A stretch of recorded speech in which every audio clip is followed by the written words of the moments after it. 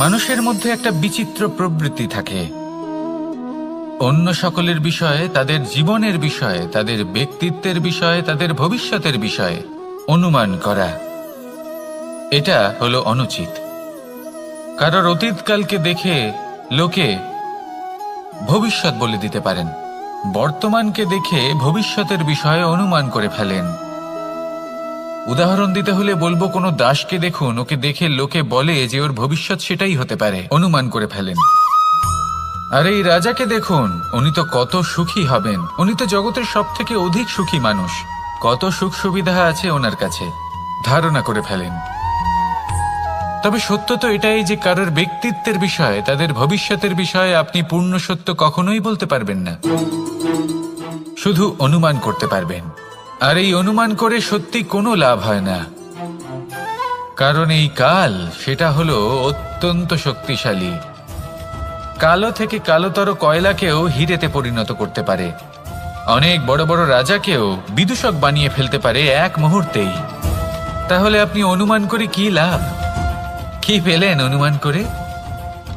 সেই জন্য কারোর বিষয়ে কোনো অনুমান করবেন না, তার ভবিষ্যতের বিষয়ে অনুমান করতে যাবেন না, কারোর বিষয়ে কোনো ধারণা করে নেবেন না। কিছু করতে হলে ভালোবাসুন, সবার মধ্যে ভালোবাসা ছড়ান, সবার মধ্যে ধন্যাত্মক ভাব ছড়ান। এই মন প্রসন্ন হয়ে বলবে, রাধা রাধা।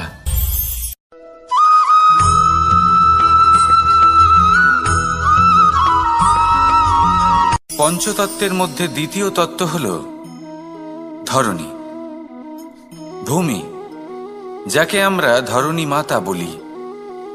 এই ধরণী ধৈর্য ধারণ করে, আর এর ওপরেই আমাদের সমগ্র সংসার নির্ভরশীল। কারণ এই ভূমি সহ্য ক্ষমতা রাখে, এর সহ্য ক্ষমতা হলো অপরিসীম। সন্তান যতই আঘাত প্রদান করুক না কেন, প্রেম পূর্বক সহ্য করে, আর তার বদলে অমূল্য রত্ন প্রদান করে। সন্তান যদি হাল চালায়, তাহলে তার বদলে তাকে অন্ন প্রদান করে। এটাই হলো ধরণী। এবার এর থেকে আমরা কি শিক্ষা পেতে পারি? এটাই যে কারোর জন্য কিছু করা বা কাউকে কিছু দেওয়া মনে কোনো কামনা ছাড়াই। আর এই কথাটা বুঝে যান, যদি কারোর জন্য কামনা না রেখে বা কোনো পাওয়ার আশা না রেখে কারোর জন্য কিছু করেন বা কারোকে কিছু দেন, যদি এটা আপনি শিখতে পারেন, তবে আপনি ভালোবাসতে শিখে গেছেন। আর সেই জন্যই এই ধরিত্রীকে মাতা বলা হয়। কারণ মাতা শুধু উনি নন যিনি গর্ভে সন্তানকে ধারণ করেন, মাতা তো উনিও যিনি জীবন বাঁচতে শেখান, যিনি জীবন বাঁচার উদাহরণ প্রদান করেন। তাহলে ধরণীর থেকে এই নিঃস্বার্থ ভাব শিখুন, নিঃস্বার্থ ভালোবাসা শিখুন, আর এই ভালোবাসার সাথেই বলুন, রাধা রাধা।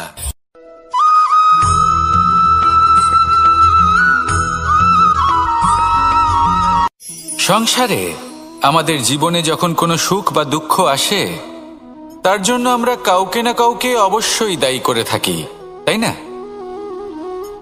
এই ব্যক্তি আমাদের সাথে এরকম কাজ করেছেন, তাই আমার সাথে এমন হলো। ওই ব্যক্তি যদি এমনটা না করতেন, তাহলে আজ আমি ওই স্থানে পৌঁছতে পারতাম। সবই আপনার দৃষ্টিভঙ্গির ওপর নির্ভরশীল। আর যদি আপনার দৃষ্টিভঙ্গি এমন হয়, তাহলে তা অনুচিত। সত্যি কথা বলতে, এই সংসারে ভিন্ন ভিন্ন ধরনের মানুষ আছে। এটা আপনার উপর নির্ভর করছে কিভাবে তাদের স্বাগত জানাবেন। একবার ভাবুন, আমি আমার দুটো হাত সামনে নিয়ে এলাম, দুটো মুঠো খুলে দিলাম। দুই প্রকারের মানুষ আসবেন, কিছু না কিছু দিয়ে যাবেন। এই মুঠো যদি আমি বন্ধ করে দিই, তাহলে না কেউ আমাকে কিছু দিতে পারবে, না আমার কিছু যাবে আসবে। নিশ্চয়ই বুঝতে পারছেন এই দুই ধরনের ব্যক্তি কারা এবং তারা কি দিয়ে যান। আমি যদি নিজের মুঠো খুলে দিই, তাহলে কিছু ভালো মানুষ আসবেন, আমাকে আনন্দ, সন্তুষ্টি, জ্ঞান প্রদান করে যাবেন, ভালো অভিজ্ঞতা দিয়ে যাবেন। কোনো খারাপ ব্যক্তি যদি আসেন, তাহলে তিনিও খারাপ অভিজ্ঞতা দেবেন, যার থেকে আমি শিক্ষা লাভ করব। এই সব কিছু আমি লাভ করতে পারি। মুঠো যদি বন্ধ করে রাখি, তাহলে আমি কিছুই পাবো না। দেখুন, এই সংসারে প্রত্যেকের জীবন এইরকম। প্রত্যেকের জীবনে সবকিছুই আছে, ভালো খারাপ দুই মানুষই আছে, ভালো অভিজ্ঞতা আছে, খারাপ অভিজ্ঞতা আছে। নির্ভর করছে আপনার উপর যে আপনি কি করবেন, এনাদের স্বাগত কিভাবে জানাবেন, কার থেকে কি বুঝবেন, কি শিখতে পারবেন, আর কোন দৃষ্টিভঙ্গি নিয়ে অগ্রসর হবেন। এটাই নির্ধারণ করবে যে আপনার জীবন কেমন হবে। আসুন আমার সাথে ভালোবেসে বলুন, রাধা রাধা।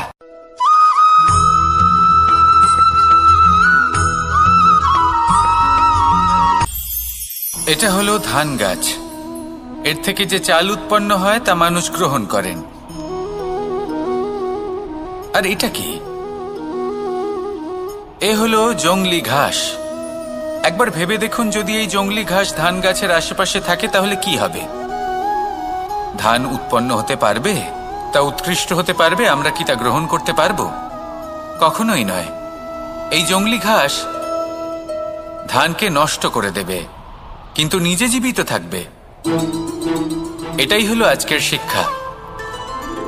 এই সংসারে যদি আপনি নীতির পথে চলতে চান, উচিত কর্ম করতে চান, সংসারকে সেবা করতে চান, তাহলে জংলি ঘাসের মতো ব্যক্তিদের থেকে সবসময় দূরে থাকতে হবে। সেই ব্যক্তি যারা দুর্নীতি এবং মিথ্যা দ্বারা পরিপূর্ণ, যাদের ব্যবহার অশুভ, যাদের অনেক অশুভ গুণ রয়েছে, তারা সঠিক নয়। সেই সকল ব্যক্তি যাদের চরিত্র অত্যন্ত দুষ্ট হয়, তারা হয় শুভ চরিত্রের ব্যক্তিকে একদম নষ্ট করে দেয়, নয় নিজের মতো বানিয়ে তোলে। তাই যদি আপনি নীতির পথে চলতে চান, এই সংসারের জন্য শুভ কর্ম করতে চান, তাহলে সেই সঙ্গ লাভ করুন যে সঙ্গ জ্ঞানে পরিপূর্ণ, যাদের মধ্যে অনেক গুণ আছে, যাদের থেকে প্রতিদিন কিছু শিখতে পারবেন। এমন ব্যক্তির সাথে জীবন অতিবাহিত করুন। দুরাচারীদের থেকে দূরে থাকুন।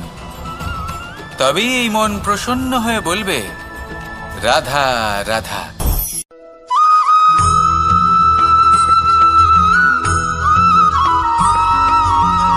মানুষের মানসিকতা এমন হয় যে সে যতটা করে আশা করে যে তার থেকে অনেক বেশি তার বদলে সে পাবে।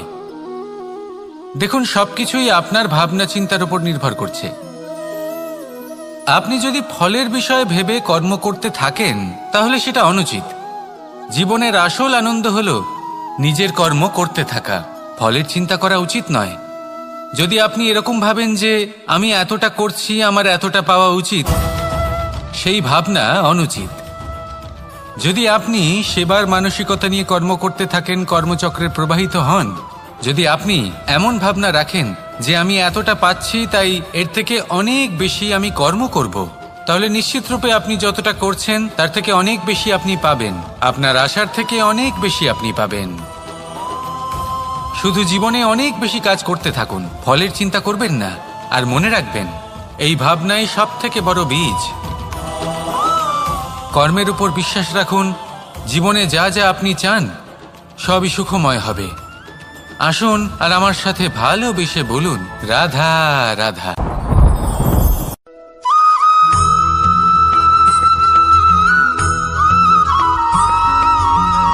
আপনি কখনো কোনো বাজকে নিজের বাসা বানাতে দেখেছেন? এই বাজ যখনই কোনো বাসা বানায় তখন উঁচু গাছের ডালে বা কোনো পর্বতের শিখরে বাসা বানায়, অনেক উচ্চতায়। আর সেখানে তার সন্তানও জন্মগ্রহণ করে।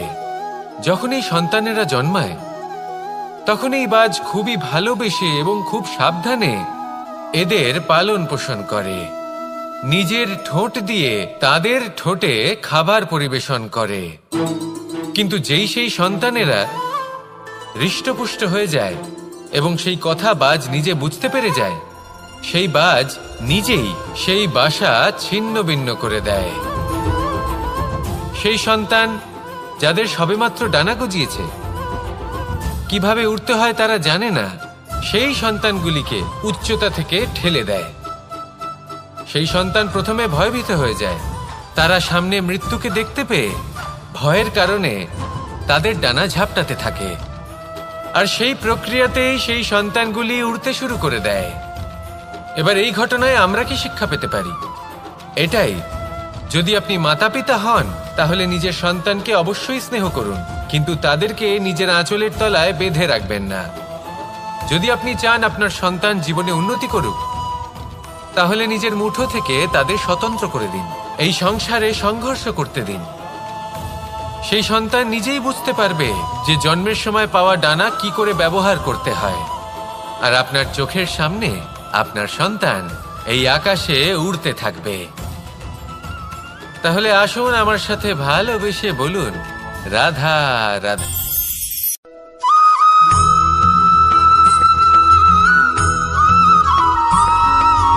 বসন্ত ঋতু, এই সময় মন আনন্দে ভরে থাকে। এমন মনে হয় যেন আমরা আকাশে বিচরণ করতে চলে যাই, কিন্তু সেটা তো সম্ভব নয়। সেই জন্য হয়তো আমরা ঘুড়ি ওড়াই, এই ঘুড়িকে নিজেদের প্রতিরূপ মনে করে। এবার অনেক মানুষ আছেন যারা ঘুড়ি ওড়ান, কিন্তু এই কর্মের সারমর্ম কি সেটা কজন বুঝতে পারেন? আপনি এটা মনে করুন যে আপনি হলেন সেই ঘুড়ি, আর এই সুতো যিনি ধরে রয়েছেন তিনি হলেন পরমাত্মা। আর এই সুতো যেখান থেকে শুরু হয় সেই লাটাই হলো আমাদের কর্মচক্র। এবার আপনি নিজেই অনুমান করুন যে এই উড়ান কার ওপর নির্ভরশীল? পরমাত্মার ওপর আর আপনার কর্মের ওপর। যদি পরমাত্মা আপনার হাত ধরে থাকেন, আপনার সাথে থাকেন, যদি আপনি শুভ কর্ম করতে থাকেন, আপনি এই আকাশে উড়তে থাকবেন। কিন্তু কোথাও যদি পরমাত্মার সাথে এই বন্ধন ছিন্ন হয়, আপনার কর্মচক্র খারাপ হয়ে যায় বা থেমে যায়, তাহলে আপনার এই ঘুড়ি কেটে যাবে আর দূরে কোনো গাছের ডালে গিয়ে আটকে যাবে। তাই শুধুমাত্র ঘুড়ি ওড়াবেন না, তার থেকে শিখুন। পরমাত্মার সাহচর্যে থাকুন, সবসময় শুভ কর্ম করতে থাকুন আর সবসময় এই আকাশে উড়তে থাকুন। আসুন আর আমার সাথে ভালোবেসে বলুন, রাধা রাধা।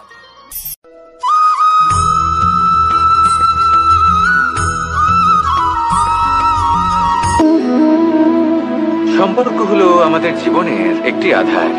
কিছু সম্পর্ক এমন যা আমরা জন্মসূত্রে লাভ করি, যেমন পরিবার, মা, বাবা। কিছু সম্পর্ক আছে যা আমরা জীবনে অর্জন করে থাকি, তা সে প্রেমের হোক, স্নেহের হোক বা বন্ধুত্বের। এই সকল সম্পর্ক লাভ করার বা গড়ে তোলার 5টি ধাপ রয়েছে। প্রথম ধাপ, কোনো ব্যক্তির সাথে আলাপ হওয়া, তার সাথে কথা বলা বা তাকে দেখা। দ্বিতীয় ধাপ, সে ব্যক্তিকে আমাদের ভালো লাগা। তৃতীয় ধাপ, আমাদের এটা চাইতে শুরু করা যে জীবনে এই ব্যক্তি যেন আমাদের বন্ধু হন, আমাদের জীবনে থাকেন, বা আমাদের কাউকে ভালোবেসে ফেলা। আর এটা আমাদের ভাবা বা চাওয়া যে সেই ব্যক্তি যেন আজীবন আমার সাথে থাকেন, আমার জীবনে আমার সাথী হয়ে। চতুর্থ ধাপ, লাভ করা। এবার এই ধাপটি অনেক মানুষের পক্ষেই খুবই সরল হয়, বড়ই সরলভাবে নিজেদের সঙ্গীকে লাভ করে থাকেন। কিছু মানুষের জন্য এই ধাপ অত্যন্ত কঠিন হয়ে থাকে। অনেক প্রতিকূল পরিস্থিতির উপর জয়লাভ করে তারা সঙ্গীকে লাভ করেন, কিন্তু লাভ অবশ্যই করেন। এরপরে আসে পঞ্চম, অন্তিম এবং সব থেকে গুরুত্বপূর্ণ ধাপ। সেটা হলো সেই সম্পর্ক পালন করা। এটা হলো এমন এক বিষয় যা প্রত্যেক মানুষের শেখা উচিত। যদি ব্যক্তি নিজের জীবনে সম্পর্ক রক্ষা করতে শিখে যান, তবে প্রত্যেক সম্পর্ক তার জীবনকে স্বর্গ করে তুলবে। আসুন আর আমার সাথে ভালোবেসে বলুন, রাধা রাধা।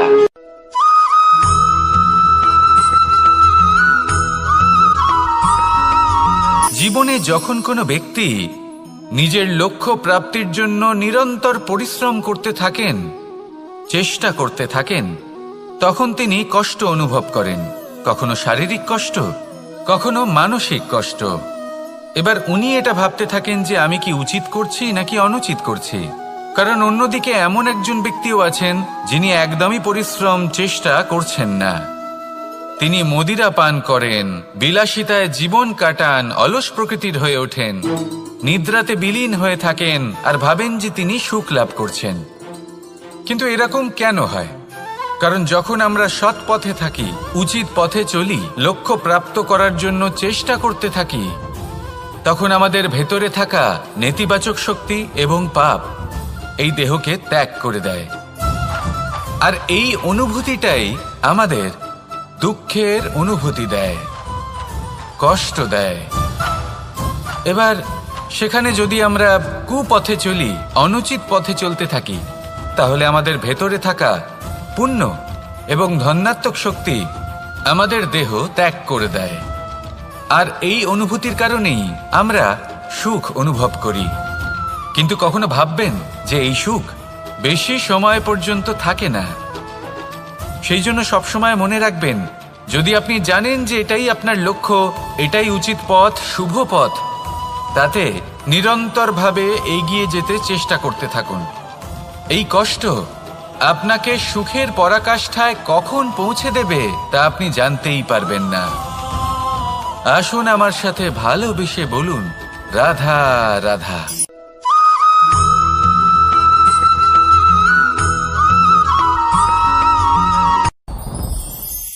সাথী। সাথী এই শব্দটির ব্যাখ্যা কে কিভাবে করে? মিত্র, সখা, বন্ধু। কিন্তু অর্থ একটাই, তিনি যিনি আপনার সঙ্গী হন আর তিনি যার সাথী আপনি হন। এবার সব থেকে বড় প্রশ্ন হলো এটাই যে তিনি কে হতে পারেন যাকে আপনি আপনার সাথী বলে মেনে নিতে পারেন, নিজের সখা, নিজের মিত্র, নিজের বন্ধু মেনে নিতে পারেন। আপনার সাথী হলেন তিনি যিনি দুঃখের সময় আপনার পাশে থাকবেন, আপনার হাত ধরে থাকবেন। আপনার সাথী হলেন তিনি যার হাত আপনি নিজের সুখের দিনে ধরে থাকবেন। সেই সাথীরই হাত ধরুন যিনি দুঃখে সবসময় আপনাকে সাহায্য করার জন্য তৎপর হয়ে থাকেন, আপনার পাশে থাকেন, আর যাকে সুখের দিনে আপনি আপনার সাথে রাখতে পারেন। আর যখন আপনার সাথে আপনার এই সাথী থাকবে, তখন আপনি এটা বুঝবেন যে যখন জীবনে দুঃখ আসে, তখন এই দুঃখ কমে যায়, সবার মধ্যে ভাগ হয়ে যায়। আর যদি তখন সুখ আসে, তাহলে সেটা সবার উপস্থিতিতে আরো বেড়ে যায়। এটাই হলো প্রেম, এটাই হলো ভালোবাসা, এটাই হলো সঙ্গ। যেমন সম্পর্ক আমার আর রাধার মাঝে। তাহলে আসুন আর আমার সাথে ভালোবেসে বলুন, রাধা রাধা।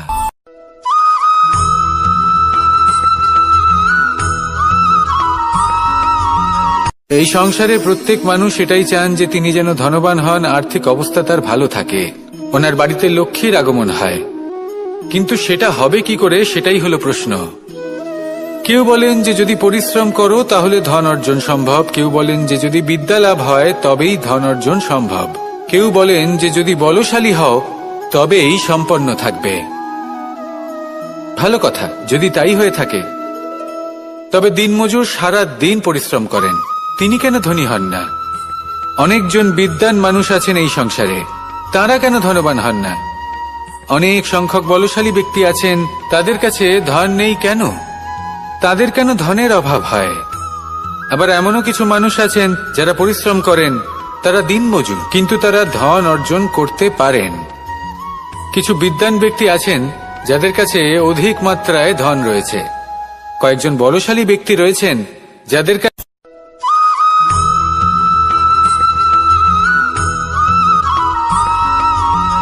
পঞ্চতত্ত্বের মধ্যে দ্বিতীয় তত্ত্ব হল ধরণী, ভূমি, যাকে আমরা ধরণী মাতা বলি। এই ধরণী ধৈর্য ধারণ করে, আর এর ওপরেই আমাদের সমগ্র সংসার নির্ভরশীল। কারণ এই ভূমি সহ্য ক্ষমতা রাখে, এর সহ্য ক্ষমতা হল অপরিসীম। সন্তান যতই আঘাত প্রদান করুক না কেন, প্রেম পূর্বক সহ্য করে, আর তার বদলে অমূল্য রত্ন প্রদান করে।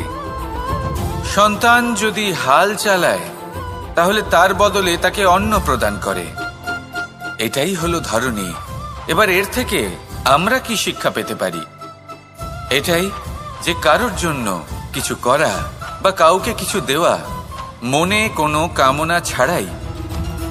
আর এই কথাটা বুঝে যান, যদি কারোর জন্য কামনা না রেখে বা কোনো পাওয়ার আশা না রেখে কারোর জন্য কিছু করেন বা কারোকে কিছু দেন, যদি এটা আপনি শিখতে পারেন তবে আপনি ভালোবাসতে শিখে গেছেন।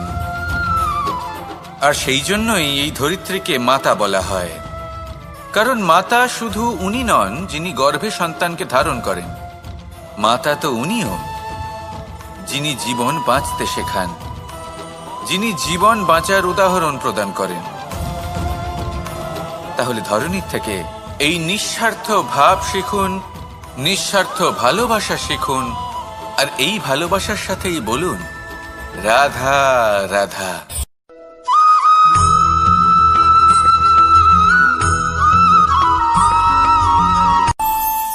আমাদের মনে যখন কোনো প্রশ্ন ওঠে, কোনো দ্বন্দ্ব জাগে, তখন আমরা যাই আমাদের গুরুর কাছে, আমাদের আরাধ্যের কাছে গিয়ে জিজ্ঞেস করি। এইভাবেই একদিন আমি পৌঁছলাম আমার আরাধ্যের কাছে, আমার মহাদেবের কাছে, আর ওনাকে প্রশ্ন করলাম যে মহাদেব, জীবনে আনন্দ পাওয়ার, উৎসব পালনের, প্রেম ভাগ করে নেবার, জীবনকে উপভোগ করে নেওয়ার সর্বশ্রেষ্ঠ সময় কোনটা? মহাদেব হাসলেন আর উনি বললেন, জীবনে উৎসব পালনের সব থেকে শ্রেষ্ঠ দিন হল মৃত্যুর ঠিক আগের দিনটা। প্রেম ভাগ করে নেওয়ার সব থেকে শ্রেষ্ঠ মুহূর্ত হল মৃত্যুর ঠিক আগের মুহূর্ত। জীবনকে উপভোগ করে নেওয়ার সর্বশ্রেষ্ঠ প্রহর হল মৃত্যুর এক প্রহর পূর্বে। তখন আমি চমকে গেলাম। আমি বললাম, কিন্তু মহাদেব, মৃত্যু তো অনিশ্চিত, আমরা জানিও না কবে আমাদের মৃত্যু হবে। মহাদেব আবার হাসলেন। উনি বললেন যে যদি আমরা এভাবে জীবন কাটাই যে আমরা জীবনের প্রত্যেক দিন, প্রত্যেক মুহূর্ত, প্রত্যেক প্রহর শেষ বলে মনে করি, তাহলে আমাদের সমস্ত জীবন আনন্দের সাথেই অতিবাহিত হবে। কি বলেন?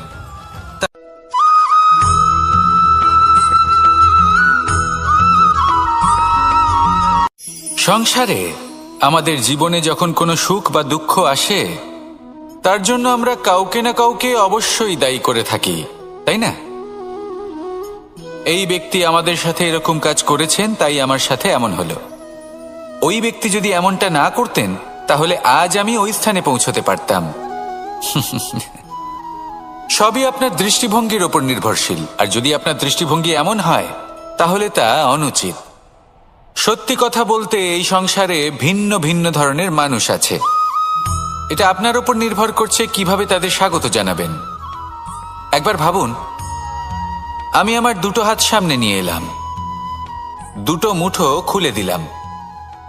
দুই প্রকারের মানুষ আসবেন, কিছু না কিছু দিয়ে যাবেন। এই মুঠো যদি আমি বন্ধ করে দিই, তাহলে না কেউ আমাকে কিছু দিতে পারবে, না আমার কিছু যাবে আসবে। নিশ্চয়ই বুঝতে পারছেন এই দুই ধরনের ব্যক্তি কারা এবং তারা কি দিয়ে যান।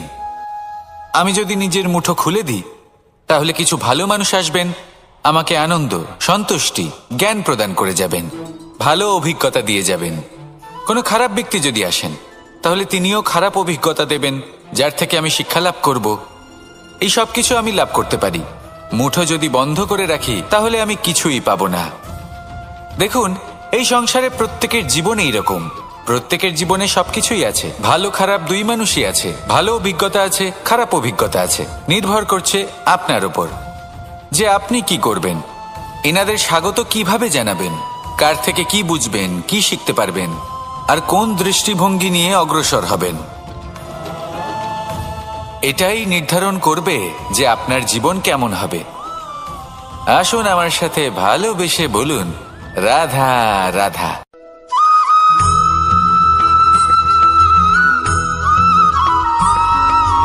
জীবনে অগ্রসর হওয়ার জন্য আমাদের কাকে প্রয়োজন হয়? মাতা পিতা, বন্ধু, প্রেম, সাহায্য, অর্থ, পরিশ্রম, আশা। ভিন্ন ভিন্ন মানুষ ভিন্ন ভিন্ন বিকল্প চয়ন করে। যদি আমি আপনাকে বলি, তাহলে জয় আর পরাজয়ের মন্ত্র দুটো শব্দের উপর নির্ভর করে, মেনে নেওয়া আর দৃঢ় হওয়া। যদি মেনে নেন, তাহলে হেরে যাবেন। যদি দৃঢ় হন, তাহলে নিশ্চিত রূপে জয়ী হবেন। যদি কখনো আপনি ক্লান্ত হয়ে ওঠেন, আপনি দুঃখী হন, পুরোপুরি ভেঙে পড়েছেন, তখন মেনে নেবেন না যে আপনি ভেঙে পড়েছেন, নয়তো হেরে যাবেন। তখন উল্টে স্থির করবেন যে যাই হয়ে যাক না কেন, আমি জয়ী হবই। আর আপনি দেখবেন যে জয় নিশ্চিত রূপে আপনার কাছেই আসবে। তাহলে এই কথা মনে রাখবেন আর আমার সাথে ভালোবেসে বলবেন, রাধা রাধা।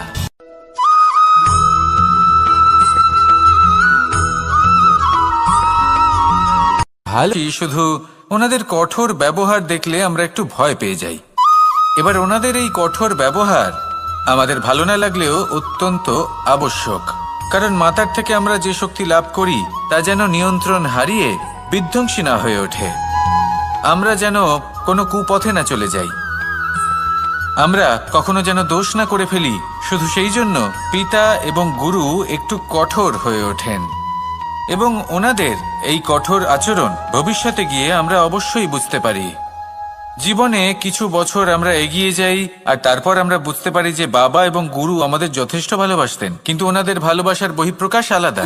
প্রয়োজনীয় হলো এটা দেখার, এটা বোঝার যে শুরু থেকে আমাদের প্রতি ওনাদের আচরণ কেমন ছিল। ওনাদের কঠোর হওয়ার পেছনে ওনাদের ভালোবাসাটা বোঝার চেষ্টা করুন, ওনাদের চিন্তাটা বোঝার চেষ্টা করুন, ওনাদের পথপ্রদর্শনের আড়ালে আপনার ভবিষ্যতের জন্য যে পরিকল্পনা ওনারা করেছেন সেটা বোঝার চেষ্টা করুন। তখন আপনারা বুঝতে পারবেন ওনাদের ভালোবাসাকে। আপনার মনের মধ্যে আপনা থেকেই ওনাদের প্রতি সম্মান জেগে উঠবে। নিজের পিতা এবং নিজের গুরু এই দুজনের প্রতি কৃতজ্ঞতা প্রকাশ করুন আর আমার সাথে ভালোবেসে বলুন, রাধা রাধা।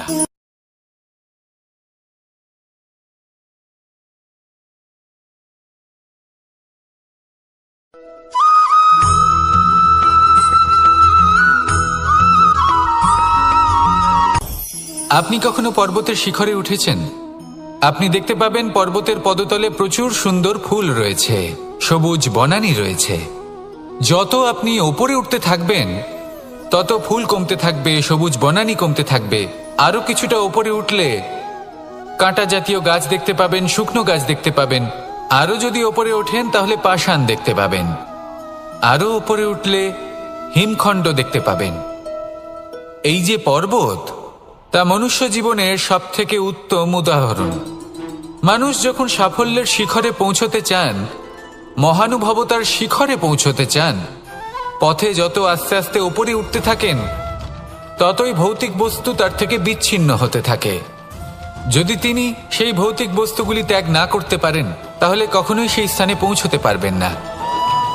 আর মানুষ যদি উচিত ত্যাগ করতে পারেন, পথে অগ্রসর হতে থাকেন, এগোতে থাকেন, তাহলে একদিন না একদিন তিনি মহানুভবতার, জ্ঞানের, সাফল্যের হিমের স্বাদ অবশ্যই লাভ করবেন।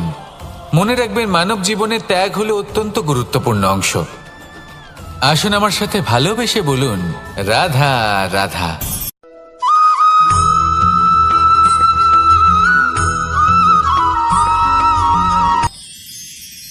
মানুষ তার জীবনে দুই ধরনের পরিস্থিতিকে খুব ভয় পায়। এক, কোনো কারণবশত কারোর সামনে নত হওয়া। দুই, কোনো কারণে নিজের চরিত্র থেকে, নিজের মূল্যবোধ থেকে বিচ্যুত হওয়া। এবার কেন হয় এরকম যে কথায় কথায় কারোর সামনে নত হতে হয়? কেন বারংবার নিজের চরিত্র থেকে চ্যুত হতে হয়? এরকম কেন হয়? এটা তখনই হয় যখন আমাদের শিক্ষা এবং মূল্যবোধের অভাব থাকে। যদি মানুষের মধ্যে প্রকৃত শিক্ষা থাকে তাহলে এই সংসারে কোনো সময় এবং কারোর সামনেই নত হওয়ার কোনো প্রয়োজন নেই।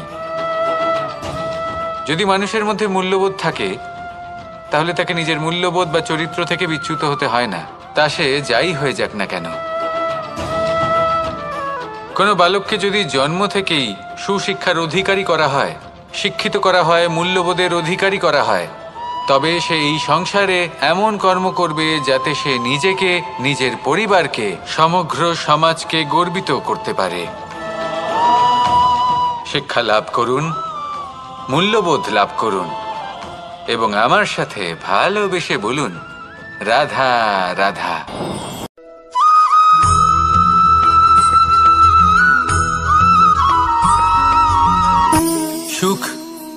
দুঃখ এবং শক্তি। এই তিন হলো এই সংসারের ত্রিদেবের মতো। আমাদের জীবনে যা কিছু ঘটছে এই তিনটির ভিত্তির উপরেই হচ্ছে। আসলে এই সংসারের একটা নিয়ম আছে, যখনই আপনি কিছু লাভ করেন এই সংসার আপনার পরীক্ষা নেয়। এটা জানার জন্য আপনার পরীক্ষা নেয় যে আপনি যা কিছুই লাভ করেছেন আপনি কি আদৌ সেটার যোগ্য কিনা। ঠিক সেইভাবেই এই সুখ, দুঃখ এবং শক্তি আপনার পরীক্ষা নিয়ে থাকে। যখন সুখ আসে তখন সে আপনার পরীক্ষা নেয় যে আপনার মধ্যে অহংবোধ জাগ্রত হয়নি তো। যদি অহংবোধ চলে আসে তাহলে সুখ সেখানেই সঙ্গ ত্যাগ করে। দুঃখ আপনার ধৈর্যের পরীক্ষা নিতে থাকে, আর যদি আপনার মধ্যে ধৈর্য না থাকে তাহলে এটা আপনাকে আরো বেশি দুঃখের গভীর অন্ধকারে ঠেলে দেবে। সেখানে শক্তি পরীক্ষা নেয় আপনার বিনম্রতার। যদি আপনি বিনম্র না হন তাহলে হয় এই শক্তি আপনার সঙ্গ ত্যাগ করবে, নয় এই শক্তি বিনম্রতার অভাবে আপনার পতনের কারণ হতে পারে। এই সংসারে যে কোনো ব্যক্তি যিনি এই পরীক্ষায় উত্তীর্ণ হয়ে থাকেন এই জীবনে তিনি সাফল্য লাভ করেন। আসুন আমার সাথে ভালোবেসে বলুন, রাধা রাধা।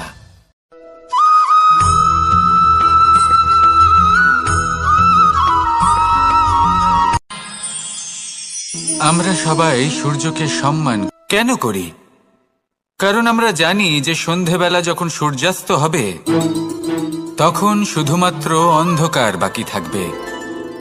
ঠিক কিছুটা এরকমই হয় আমাদের মাতা পিতাও, যিনি আমাদের জন্ম দেন, আমাদের ভরণ পোষণ করেন, আমাদের বড় করেন, আমাদের প্রেম প্রদান করেন। কখনো কখনো তাদের মুখ থেকে কটু কথা নিঃসৃত হয়, আমাদের দুঃখ হয়, কিন্তু তখন আমাদের এটা বোঝা উচিত এগুলি নিঃসৃত হচ্ছে আমাদেরই মঙ্গলের জন্য। যেমন সূর্যদেব, উনিও উত্তাপ দিয়ে থাকেন আমাদেরই মঙ্গলের জন্য, যাতে ফসল পাকতে পারে, যাতে জল বাষ্প হয়ে মেঘ হতে পারে, বৃষ্টি হতে পারে, আর এই সংসারে নিরন্তর জলের প্রবাহ থাকে। আমাদের মাতা পিতা, তাদের কঠোর আচরণ, তাদের কঠোর অনুশাসনের পেছনে লুকিয়ে থাকে ওনাদের ভালোবাসা। আমাদের তা বুঝতে হবে, সসম্মানে ওনাদের গ্রহণ করতে হবে। কারণ ঠিক সূর্যাস্তের পরে যেমন চতুর্দিক অন্ধকারচ্ছন্ন হয়ে যায়, তেমনি আমাদের জীবন থেকে যখন আমাদের মাতা পিতা চলে যায় তখন আমাদের জীবনেও শুধু এবং শুধুমাত্র অন্ধকারই ছেয়ে থাকে। সেই জন্য নিজের মাতা পিতাকে সম্মান করুন, ওনাদের ভালোবাসা প্রদান করুন। এই মন আর এই জীবন প্রসন্ন হয়ে বলবে, রাধা রাধা।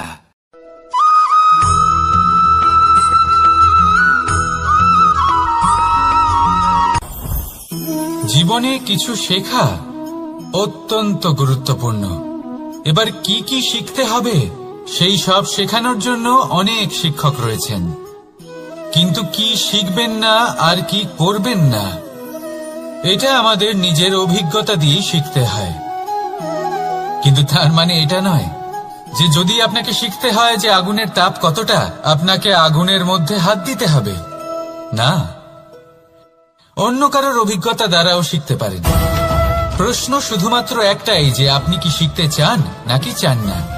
যদি আপনি এটাই ভাবেন যে আমি শুধুই নিজের অভিজ্ঞতা দ্বারাই শিখতে চাই, তাহলে জীবনকাল ছোট মনে হবে, অনেক কিছুই শিখতে পারবেন না। তাই নিজের সাথে সাথে বড়দের অভিজ্ঞতা দ্বারাও শেখা শুরু করে দিন। এই সংসারের অভিজ্ঞতা দ্বারা শিখতে শুরু করে দিন। আর এটা নিশ্চিত রূপে শেখা আবশ্যক যে কখন কি করবেন না, কোথায় থামতে হবে আর কোথায় থামবেন না। তাহলে আসুন আর আমার সাথে ভালোবেসে বলুন, রাধা রাধা।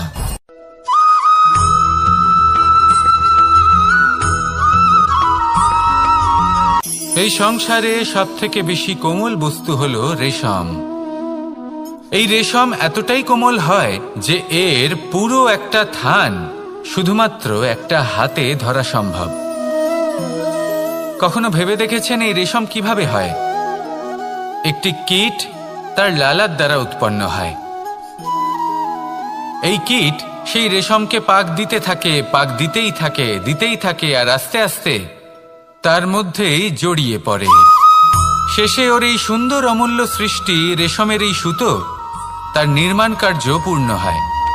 কিন্তু তাতেই ও নিজে বন্দী হয়ে যায়। নিজেরই মায়াজালের এই বন্দী গৃহে নিজেই ফেঁসে যায়। এবার এই সুতোকে ব্যবহারযোগ্য করে তোলার জন্য এই কীটগুলিকে এই কবচের সাথেই ফুটন্ত জলে ফেলে দেওয়া হয়। এই সংসারে যদি আমাদের স্বপ্ন এই সংসারের দুঃখ হরণ করার জন্য, এই সংসারে সুখ বিতরণ করার জন্য হয়, তবেই আমাদের প্রগতি সম্ভব। যদি আমাদের এই স্বপ্ন শুধুই আমাদের এবং আমাদের স্বার্থ সিদ্ধির জন্য হয়, তাহলে এই স্বপ্ন আমাদের অন্ধ করে দেবে, আমাদের অন্ধকারের পথে নিয়ে যাবে, আর আমরাও সেই কীটের মতো হয়ে যাব। নিজেদেরই মায়াজালে আমরা নিজেই ফেঁসে যাব, আর শেষে আমরা যদি কিছু লাভ করি তা হবে একাকিত্ব, অন্ধকারময় মৃত্যু। তাই স্বপ্ন অবশ্যই দেখুন, কিন্তু এমনভাবে স্বপ্ন দেখবেন না যে তার এই বন্দিগৃহে আপনি নিজেই ফেঁসে গেলেন। স্বপ্ন দেখুন পরোপকারে।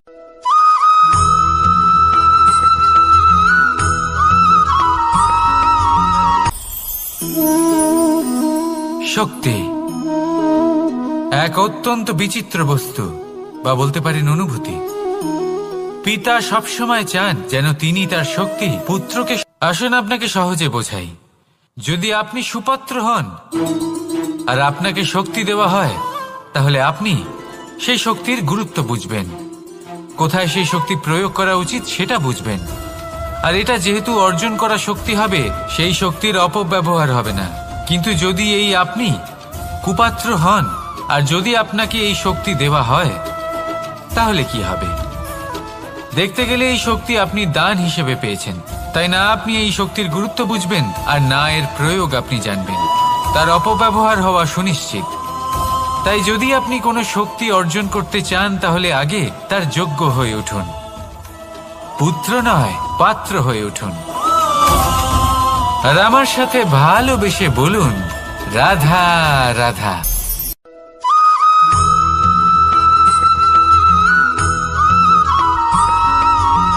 এই সংসারে প্রত্যেক মানুষ এটাই চান যে তিনি যেন ধনবান হন, আর্থিক অবস্থা তার ভালো থাকে, ওনার বাড়িতে লক্ষ্মীর আগমন হয়। কিন্তু সেটা হবে কি করে, সেটাই হলো প্রশ্ন।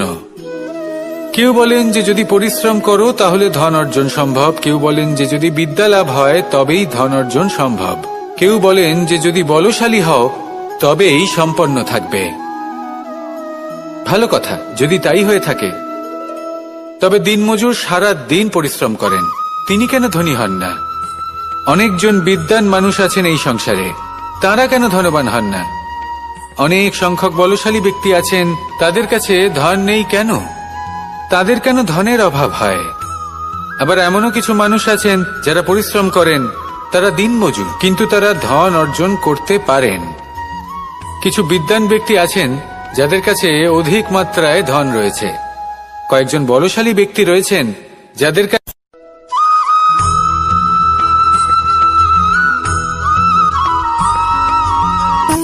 সুখ, দুঃখ এবং শক্তি, এই তিন হলো এই সংসারের ত্রিদেবের মতো। আমাদের জীবনে যা কিছু ঘটছে এই তিনটির ভিত্তির উপরেই হচ্ছে। আসলে এই সংসারের একটা নিয়ম আছে, যখনই আপনি কিছু লাভ করেন, এই সংসার আপনার পরীক্ষা নেয়। এটা জানার জন্য আপনার পরীক্ষা নেয় যে আপনি যা কিছুই লাভ করেছেন, আপনি কি আদৌ সেটার যোগ্য কিনা। ঠিক সেইভাবেই এই সুখ, দুঃখ এবং শক্তি আপনার পরীক্ষা নিয়ে থাকে। যখন সুখ আসে তখন সে আপনার পরীক্ষা নেয় যে আপনার মধ্যে অহংবোধ জাগ্রত হয়নি তো। যদি অহংবোধ চলে আসে তাহলে সুখ সেখানেই সঙ্গ ত্যাগ করে। দুঃখ আপনার ধৈর্যের পরীক্ষা নিতে থাকে, আর যদি আপনার মধ্যে ধৈর্য না থাকে তাহলে এটা আপনাকে আরো বেশি দুঃখের গভীর অন্ধকারে ঠেলে দেবে। সেখানে শক্তি পরীক্ষা নেয় আপনার বিনম্রতার। যদি আপনি বিনম্র না হন, তাহলে হয় এই শক্তি আপনার সঙ্গ ত্যাগ করবে, নয় এই শক্তি বিনম্রতার অভাবে আপনার পতনের কারণ হতে পারে। এই সংসারে যে কোনো ব্যক্তি যিনি এই পরীক্ষায় উত্তীর্ণ হয়ে থাকেন, এই জীবনে তিনি সাফল্য লাভ করেন। আসুন আমার সাথে ভালোবেসে বলুন, রাধা রাধা।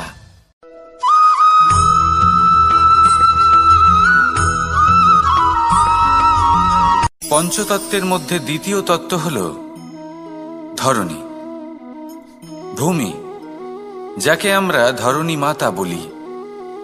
এই ধরণী ধৈর্য ধারণ করে, আর এর ওপরেই আমাদের সমগ্র সংসার নির্ভরশীল। কারণ এই ভূমি সহ্য ক্ষমতা রাখে, এর সহ্য ক্ষমতা হল অপরিসীম। সন্তান যতই আঘাত প্রদান করুক না কেন, প্রেম পূর্বক সহ্য করে, আর তার বদলে অমূল্য রত্ন প্রদান করে। সন্তান যদি হাল চালায়, তাহলে তার বদলে তাকে অন্ন প্রদান করে। এটাই হলো ধরণী। এবার এর থেকে আমরা কি শিক্ষা পেতে পারি? এটাই যে কারোর জন্য কিছু করা বা কাউকে কিছু দেওয়া মনে কোনো কামনা ছাড়াই। আর এই কথাটা বুঝে যান, যদি কারোর জন্য কামনা না রেখে বা কোনো পাওয়ার আশা না রেখে কারোর জন্য কিছু করেন বা কারোকে কিছু দেন, যদি এটা আপনি শিখতে পারেন, তবে আপনি ভালোবাসতে শিখে গেছেন। আর সেই জন্যই এই ধরিত্রীকে মাতা বলা হয়। কারণ মাতা শুধু উনি নন যিনি গর্ভে সন্তানকে ধারণ করেন, মাতা তো উনিও যিনি জীবন বাঁচতে শেখান, যিনি জীবন বাঁচার উদাহরণ প্রদান করেন।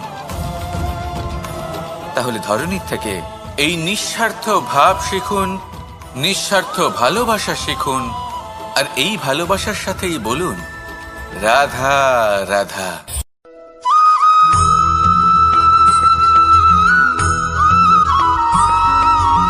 মানুষ জন্মগ্রহণ করে, তার সাথে ভয়েরও জন্ম হয়।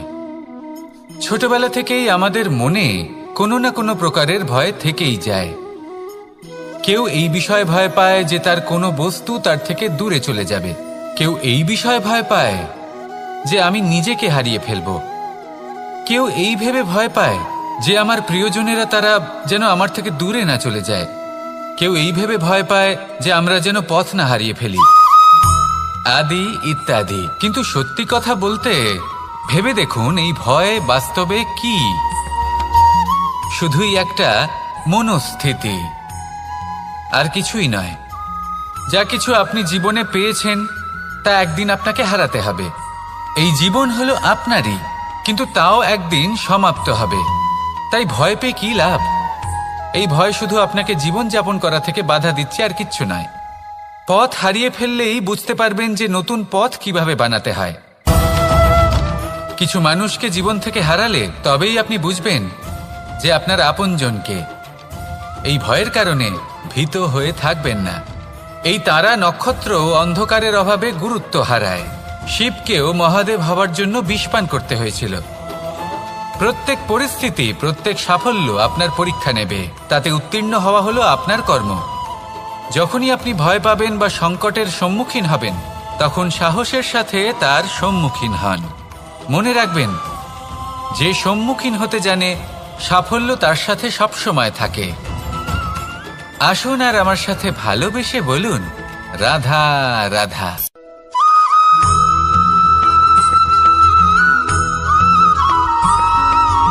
জীবনে অগ্রসর হওয়ার জন্য আমাদের কাকে প্রয়োজন হয়? মাতা পিতা, বন্ধু, প্রেম, সাহায্য, অর্থ, পরিশ্রম, আশা। ভিন্ন ভিন্ন মানুষ ভিন্ন ভিন্ন বিকল্প চয়ন করে। যদি আমি আপনাকে বলি, তাহলে জয় আর পরাজয়ের মন্ত্র দুটো শব্দের উপর নির্ভর করে, মেনে নেওয়া আর দৃঢ় হওয়া। যদি মেনে নেন তাহলে হেরে যাবেন, যদি দৃঢ় হন তাহলে নিশ্চিত রূপে জয়ী হবেন।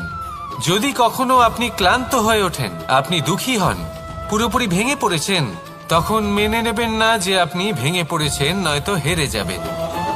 তখন উল্টে স্থির করবেন যে যাই হয়ে যাক না কেন আমি জয়ী হবই। আর আপনি দেখবেন যে জয় নিশ্চিত রূপে আপনার কাছেই আসবে।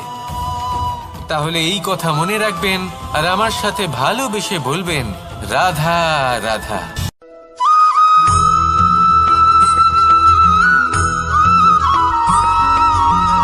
এই সংসারে কোনো বস্তু হোক বা ব্যক্তি হোক, তার একার গুরুত্ব কিন্তু খুব বেশি নয়।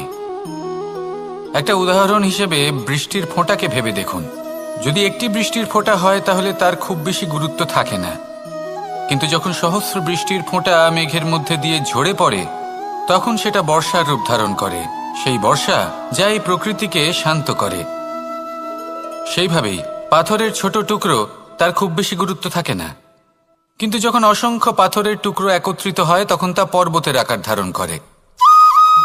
সেইভাবেই কিছু মানুষ যখন একত্রিত হন তখন তৈরি হয় পরিবার, কিছু পরিবার যখন একত্রিত হয় তখন তৈরি হয় সমাজ, যখন অনেক সংখ্যক সমাজ একত্রিত হয় তখন তৈরি হয় রাজ্য। এবার এই রাজ্যের সবথেকে গুরুত্বপূর্ণ ব্যক্তি হতে পারেন রাজা, কিন্তু তাও সেই রাজা একা কিছু করতে পারেন না। যুদ্ধ লড়ার সময় তারও নিজের সৈন্যদলকে প্রয়োজন পড়ে।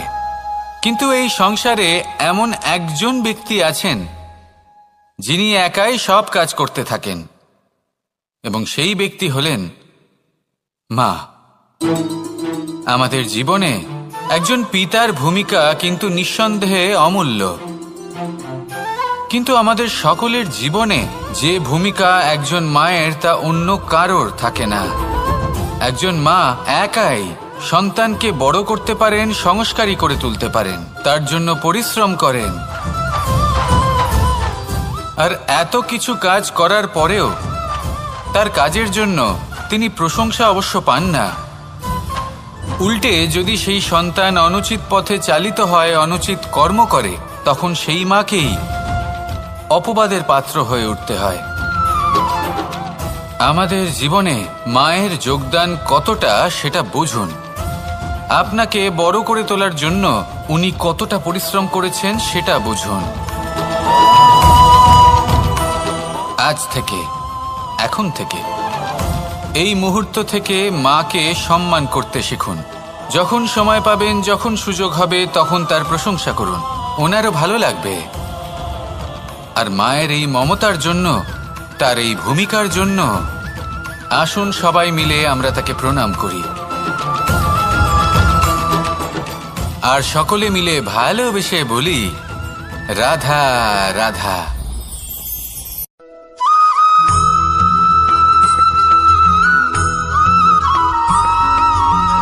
এই সংসারের সবথেকে গুরুত্বপূর্ণ তত্ত্ব কোনটা?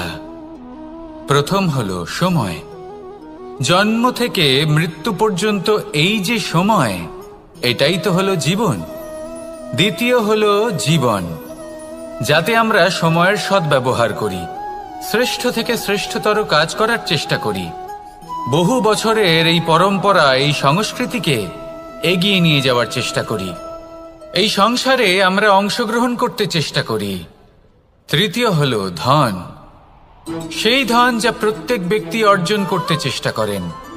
এবার এই তিনটি তত্ত্বের মধ্যে একটা সামঞ্জস্য আছে, সমান ব্যাপার আছে, সে ধনই হোক বা সময় হোক বা হোক জীবন।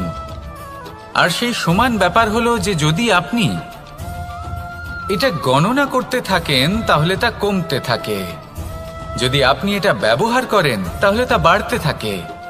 একে সংগঠিত করে রাখতে চেষ্টা করলে এ হাত থেকে ফসকে যায়, কিন্তু যদি আপনি একে সামলে রাখতে শিখে যান তাহলে এমন কাজ করবেন যাতে সংসারের সাথে সাথে পরবর্তী প্রজন্ম লাভবান হবে। যদি কিছু শিখতে চান তাহলে সামলাতে শিখুন, গণনা করা বা সংগঠিত করা নয়। আসুন আর আমার সাথে ভালোবেসে বলুন, রাধা রাধা।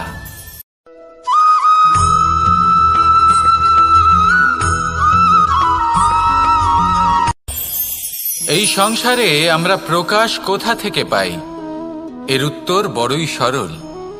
ভোরে যখন সূর্যোদয় হয় তখন প্রকাশের কিরণ আমাদের ঘরে এসে পৌঁছয়। এইভাবেই আমরা প্রকাশ লাভ করি। এবার এই প্রকাশের আলোতেই আমরা সারাদিনের কাজ সম্পন্ন করি। সন্ধে হয়ে যায়, সূর্যাস্তও হয়ে যায়, আর আমাদের ঘর যাতে অন্ধকার না হয় তার জন্য আমরা একটা প্রদীপ প্রজ্বলিত করি। এটাই ঘটে আমাদের জীবনেও। এবার প্রবাহমান আয়ুর সাথে আমরা আমাদের অন্তরে যদি একটা প্রদীপ প্রজ্বলিত করে নিই, তাহলে বিষয়টাই অন্যরকম হবে। এবার আপনি বলবেন কোন প্রকাশের কথা বলছি যা আমাদের অন্তরে জাগ্রত করা সম্ভব? আমাদের আত্মার মাঝে প্রেমের প্রকাশ জাগ্রত করার কথা বলছি। কারণ আমাদের এই জীবন এও হলো দিনের আলোর মতো। আজ প্রকাশ আছে, কিন্তু কোনোদিন অবশ্যই অস্ত হবে। কিন্তু অস্ত হবার আগে যদি আমরা আমাদের আত্মার মাঝে প্রেমের এই প্রকাশ উজ্জ্বলিত করে নিই, তাহলে আমাদের সন্ধ্যাকালও আমরা আনন্দে এবং প্রেমে যাপন করব। তাহলে আসুন আর আমার সাথে ভালোবেসে বলুন, রাধা রাধা।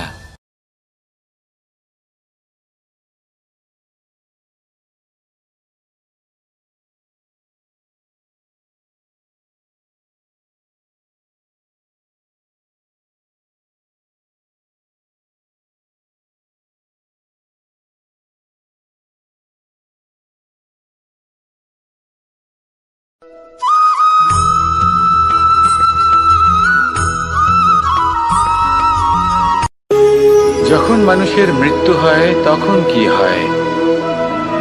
অনেক সংখ্যক মানুষ শোক পালন করতে চলে আসেন।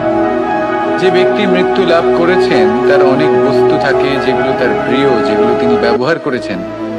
তার শয্যা, তার বস্ত্র, তার আভূষণ সবকিছু তার থেকে বিচ্ছিন্ন করা হয় এবং খালি হাতে তাকে শ্মশানের উদ্দেশ্যে রওনা করা হয়।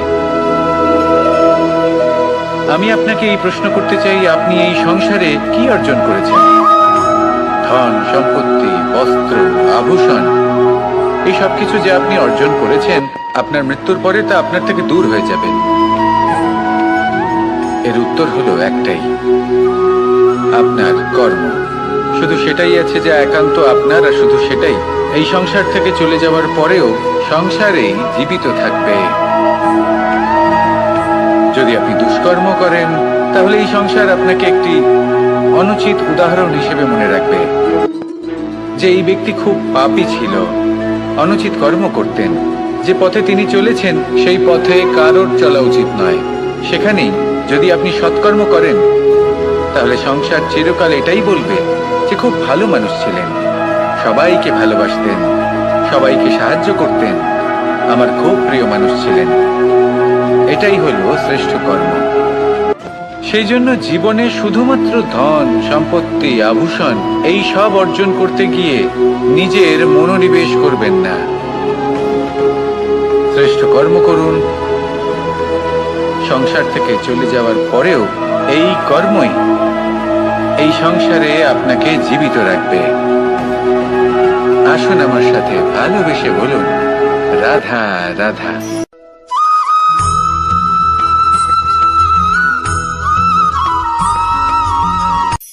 এই সংসারে সাফল্য লাভ করার জন্য জ্ঞানের প্রয়োজন হয়, পরিশ্রমের প্রয়োজন হয়, দৃঢ় নিষ্ঠার প্রয়োজন হয়, নিরন্তর চেষ্টা করা প্রয়োজনীয়। কিন্তু আরো কিছু আছে যা অত্যন্ত প্রয়োজনীয় এবং গুরুত্বপূর্ণ। তা হলো ভালো বন্ধু। তাদের থাকা অত্যন্ত প্রয়োজনীয়। যদি ভালো বন্ধু থাকে, তাহলে সময় এলে তারা ঢাল হয়ে আপনাকে সুরক্ষা করবেন।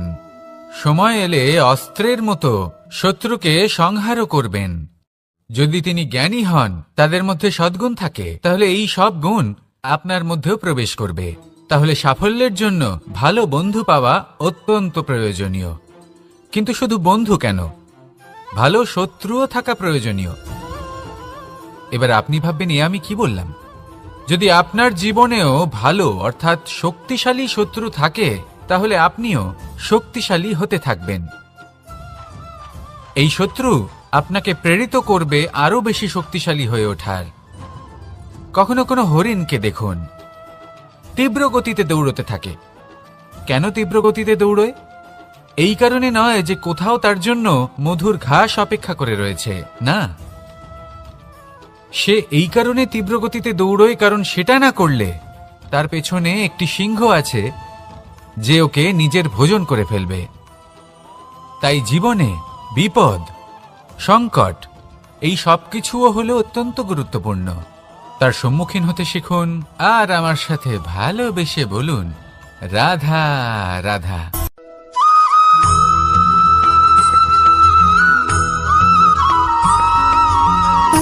সুখ, দুঃখ এবং শক্তি, এই তিন হলো এই সংসারের ত্রিদেবের মতো। আমাদের জীবনে যা কিছু ঘটছে এই তিনটির ভিত্তির উপরেই হচ্ছে। আসলে এই সংসারের একটা নিয়ম আছে, যখনই আপনি কিছু লাভ করেন এই সংসার আপনার পরীক্ষা নেয়। এটা জানার জন্য আপনার পরীক্ষা নেয় যে আপনি যা কিছুই লাভ করেছেন আপনি কি আদৌ সেটার যোগ্য কিনা। ঠিক সেইভাবেই এই সুখ, দুঃখ এবং শক্তি আপনার পরীক্ষা নিয়ে থাকে। যখন সুখ আসে তখন সে আপনার পরীক্ষা নেয় যে আপনার মধ্যে অহংবোধ জাগ্রত হয়নি তো। যদি অহংবোধ চলে আসে তাহলে সুখ সেখানেই সঙ্গ ত্যাগ করে। দুঃখ আপনার ধৈর্যের পরীক্ষা নিতে থাকে, আর যদি আপনার মধ্যে ধৈর্য না থাকে তাহলে এটা আপনাকে আরো বেশি দুঃখের গভীর অন্ধকারে ঠেলে দেবে। সেখানে শক্তি পরীক্ষা নেয় আপনার বিনম্রতার। যদি আপনি বিনম্র না হন তাহলে হয় এই শক্তি আপনার সঙ্গ ত্যাগ করবে, নয় এই শক্তি বিনম্রতার অভাবে আপনার পতনের কারণ হতে পারে। এই সংসারে যে কোনো ব্যক্তি যিনি এই পরীক্ষায় উত্তীর্ণ হয়ে থাকেন এই জীবনে তিনি সাফল্য লাভ করেন। আসুন আমার সাথে ভালোবেসে বলুন, রাধা রাধা।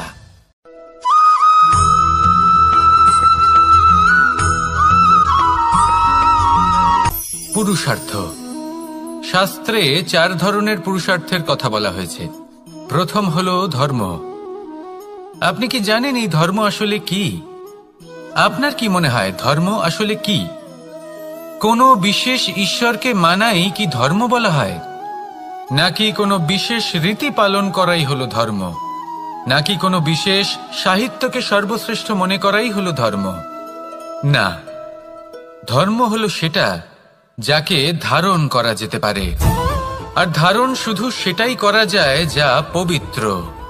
পবিত্র শুধু তাকেই বলা হয় যা নিঃস্বার্থ, যার মধ্যে শাসন করার কোনো ইচ্ছে নেই, যা সরলভাবেই প্রবাহমান, জল এবং বায়ুর মতো। যখন কোনো ব্যক্তি ধর্মকে ধারণ করেন এবং সেই ধর্ম সেই ব্যক্তিকে রক্ষা করে তখন তাকে ধর্ম বলা হয়। ধর্ম যা রক্ষা করে অহংকার থেকে, খারাপ চিন্তার হাত থেকে। সেই জন্য পুরুষার্থ গড়ে তোলার আগে, ধর্ম পালন করার আগে ধর্মের প্রকৃত অর্থ কি সেটা বুঝে নিন। এটা জেনে রাখুন যে সমস্ত ধর্মের আধার, সমস্ত ধর্মের ভিত শুধুমাত্র ভালোবাসা। আসুন আর এই ভালোবাসার সাথেই বলুন, রাধা রাধা।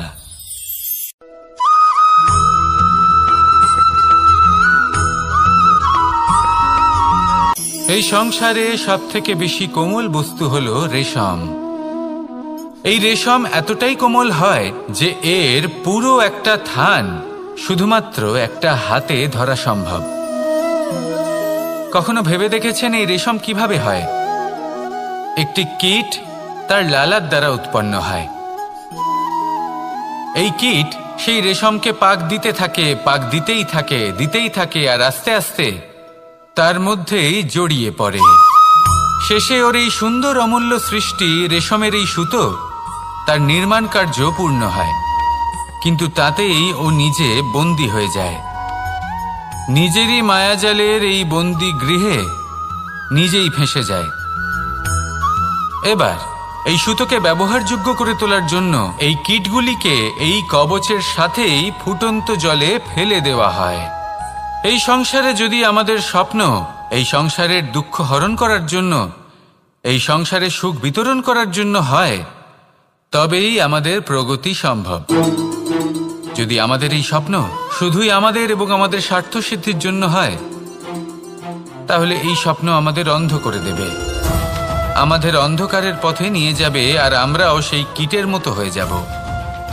নিজেদেরই মায়াজালে আমরা নিজেই ফেঁসে যাব, আর শেষে আমরা যদি কিছু লাভ করি তা হবে একাকিত্ব, অন্ধকারময় মৃত্যু। তাই স্বপ্ন অবশ্যই দেখুন, কিন্তু এমনভাবে স্বপ্ন দেখবেন না যে তার এই বন্দিগৃহে আপনি নিজেই ফেঁসে গেলেন। স্বপ্ন দেখুন পরোপকারে।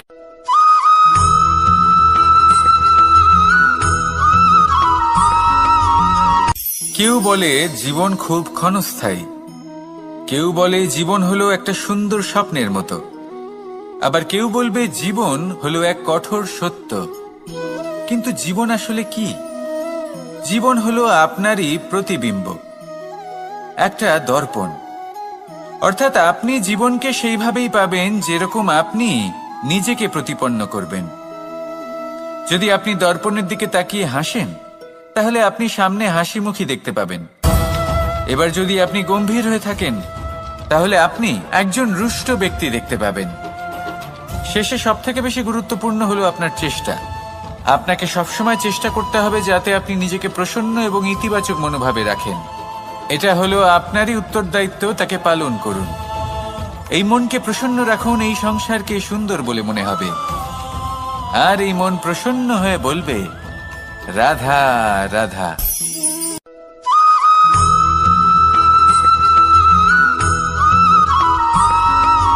জীবনে যখন কোনো ব্যক্তি নিজের লক্ষ্য প্রাপ্তির জন্য নিরন্তর পরিশ্রম করতে থাকেন, চেষ্টা করতে থাকেন, তখন তিনি কষ্ট অনুভব করেন। কখনো শারীরিক কষ্ট, কখনো মানসিক কষ্ট। এবার উনি এটা ভাবতে থাকেন যে আমি কি উচিত করছি নাকি অনুচিত করছি। কারণ অন্যদিকে এমন একজন ব্যক্তিও আছেন যিনি একদমই পরিশ্রম চেষ্টা করছেন না। তিনি মদিরা পান করেন, বিলাসিতায় জীবন কাটান, অলস প্রকৃতির হয়ে ওঠেন, নিদ্রাতে বিলীন হয়ে থাকেন আর ভাবেন যে তিনি সুখ লাভ করছেন। কিন্তু এরকম কেন হয়? কারণ যখন আমরা সৎ পথে থাকি, উচিত পথে চলি, লক্ষ্য প্রাপ্ত করার জন্য চেষ্টা করতে থাকি, তখন আমাদের ভেতরে থাকা নেতিবাচক শক্তি এবং পাপ এই দেহকে ত্যাগ করে দেয়। আর এই অনুভূতিটাই আমাদের দুঃখের অনুভূতি দেয়, কষ্ট দেয়।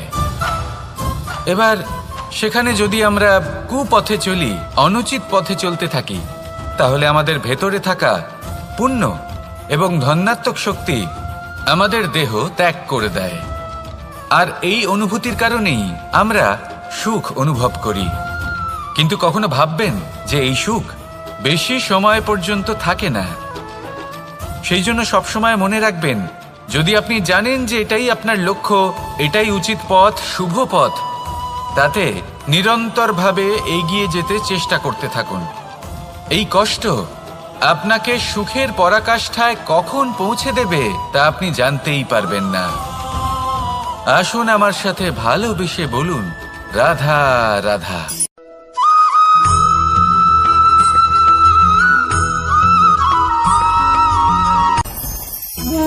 ভোজন। এবার ভোজন সংগ্রহ করার জন্য মানুষ কি না করেন, সবসময় চেষ্টা করতে থাকেন। ফসল উৎপাদনের জন্য অনেক পরিশ্রম করতে থাকেন, কিন্তু অনেক সময় অনেক পরিশ্রম করার পরেও ফসল ভালো উৎপাদন হয় না। এর কারণ কি? কারণ হলো এটাই যে আপনি পরিশ্রম হয়তো অনেক করেছেন, কিন্তু আপনার নজর তো সেই বীজের দিকে ছিলই না যা আপনি রোপণ করেছেন। সেই জন্য সবসময় কোনো বীজ রোপণ করার আগে তাকে পরখ করে দেখুন, তা অত্যন্ত আবশ্যক। আর সেইভাবেই যখনই কোনো কর্মের প্রশ্ন আসে, তাহলে সেখানে শুধুমাত্র পরিশ্রম যথেষ্ট নয়। সেই কাজের প্রতি আপনার কর্তব্য কি, আপনার উদ্দেশ্য কি, সেটা জানা হলো অত্যন্ত গুরুত্বপূর্ণ। তাই কর্ম করুন, কিন্তু সেই কর্মের প্রতি আপনার যা উদ্দেশ্য তার মাহাত্ম্য বুঝতে চেষ্টা করুন। তাহলে আসুন আমার সাথে ভালোবেসে বলুন, রাধা রাধা।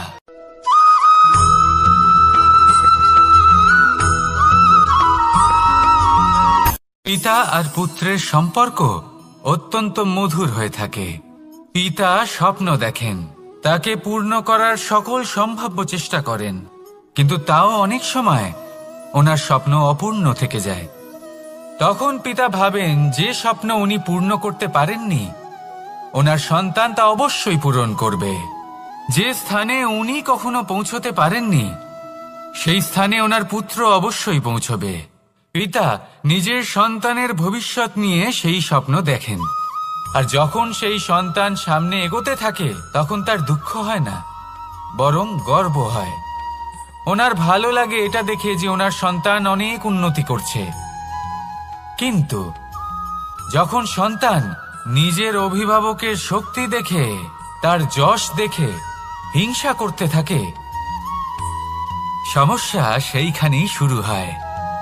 সেই জন্য সকল সন্তানকে এটা মনে রাখতে হবে, দেখুন, পুত্র হবার সুবাদে, এক সন্তান হবার সুবাদে এটা হলো আপনার অধিকার যে আপনি আপনার পিতার থেকে বেশি উন্নতি করবেন। আপনার পিতাও এটাই চান, কিন্তু সুস্থভাবে এটা করুন। একটা রেখা টেনে নিন যাতে আপনি তাতে এগোতে পারেন আর আপনার পিতার তাতে গর্ববোধ হয়, আর সেই বিষয়ে দুঃখ না হয় যে আমার সন্তান আমাকেই ছোট করার চেষ্টা করছে। ইতিহাস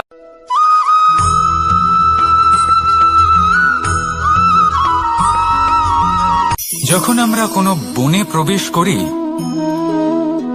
তখন এই সবুজ ঘাস দেখে, এই কোমল ঘাস দেখে আমাদের মন প্রফুল্ল হয়ে ওঠে। ভিন্ন ভিন্ন প্রজাতির ফুল, ভিন্ন ভিন্ন রঙের ফুল দেখে এই মন আনন্দে ভরে ওঠে।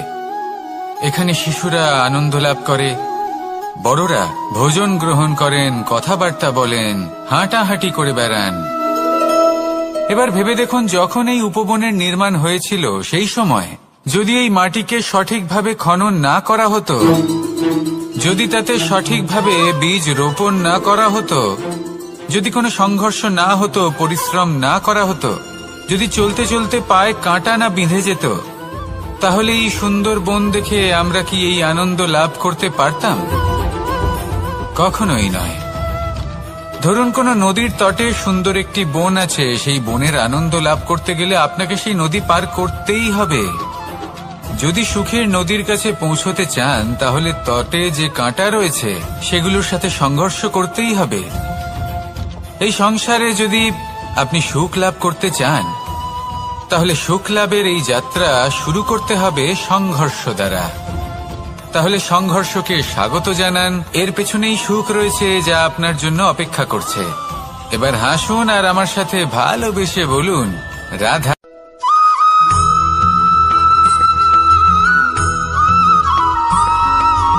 জীবনে অগ্রসর হওয়ার জন্য আমাদের কাকে প্রয়োজন হয়? মাতা পিতা, বন্ধু, প্রেম, সাহায্য, অর্থ, পরিশ্রম, আশা। ভিন্ন ভিন্ন মানুষ ভিন্ন ভিন্ন বিকল্প চয়ন করে। যদি আমি আপনাকে বলি, তাহলে জয় আর পরাজয়ের মন্ত্র দুটো শব্দের উপর নির্ভর করে, মেনে নেওয়া আর দৃঢ় হওয়া। যদি মেনে নেন তাহলে হেরে যাবেন, যদি দৃঢ় হন তাহলে নিশ্চিত রূপে জয়ী হবেন। যদি কখনো আপনি ক্লান্ত হয়ে ওঠেন, আপনি দুঃখী হন, পুরোপুরি ভেঙে পড়েছেন, তখন মেনে নেবেন না যে আপনি ভেঙে পড়েছেন, নয়তো হেরে যাবেন। তখন উল্টে স্থির করবেন যে যাই হয়ে যাক না কেন, আমি জয়ী হবই। আর আপনি দেখবেন যে জয় নিশ্চিত রূপে আপনার কাছেই আসবে। তাহলে এই কথা মনে রাখবেন আর আমার সাথে ভালোবেসে বলবেন, রাধা রাধা।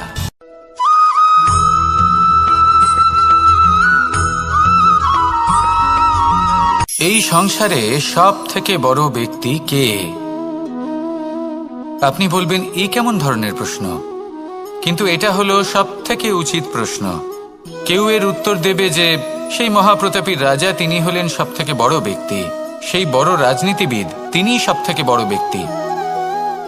আমি আপনাকে জানাই যে সংসারের সব থেকে বড় ব্যক্তি হলেন তিনি, যার সাথে দেখা করলে আপনি নিজেকে ছোট মনে করবেন না।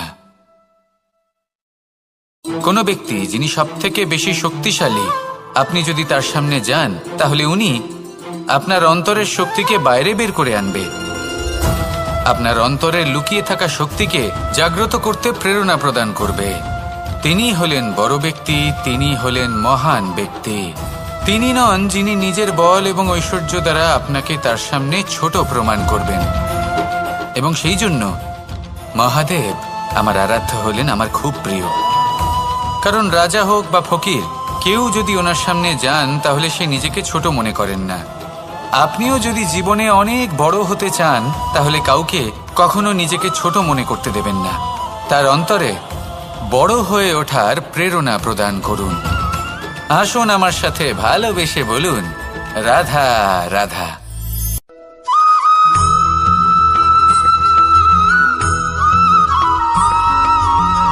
মানুষের মানসিকতা এমন হয় যে সে যতটা করে আশা করে যে তার থেকে অনেক বেশি তার বদলে সে পাবে। দেখুন, সবকিছুই আপনার ভাবনা চিন্তার উপর নির্ভর করছে।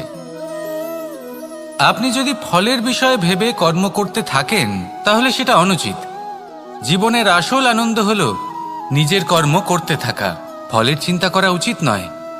যদি আপনি এরকম ভাবেন যে আমি এতটা করছি, আমার এতটা পাওয়া উচিত, সেই ভাবনা অনুচিত। যদি আপনি সেবার মানসিকতা নিয়ে কর্ম করতে থাকেন, কর্মচক্রে প্রবাহিত হন, যদি আপনি এমন ভাবনা রাখেন যে আমি এতটা পাচ্ছি তাই এর থেকে অনেক বেশি আমি কর্ম করব, তাহলে নিশ্চিত রূপে আপনি যতটা করছেন তার থেকে অনেক বেশি আপনি পাবেন। আপনার আশার থেকে অনেক বেশি আপনি পাবেন। শুধু জীবনে অনেক বেশি কাজ করতে থাকুন, ফলের চিন্তা করবেন না। আর মনে রাখবেন, এই ভাবনাই সব থেকে বড় বীজ।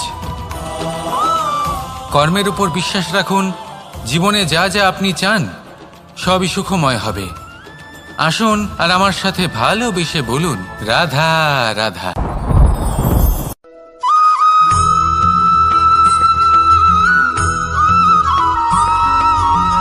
এই দড়িটা দেখুন, ছোট ছোট রেশম দ্বারা তৈরি। এটা সরু সুতো দ্বারা তৈরি হয়েছে এটা, আর এ অত্যন্ত কোমলও বটে। আর আপনি চাইলে এটা সোজাও করে দিতে পারেন, আর চাইলে এটা বেঁকিয়েও দিতে পারেন। আর যদি চান তাহলে এটা গোল গোল করে বেঁধে কোথাও রেখেও দিতে পারেন।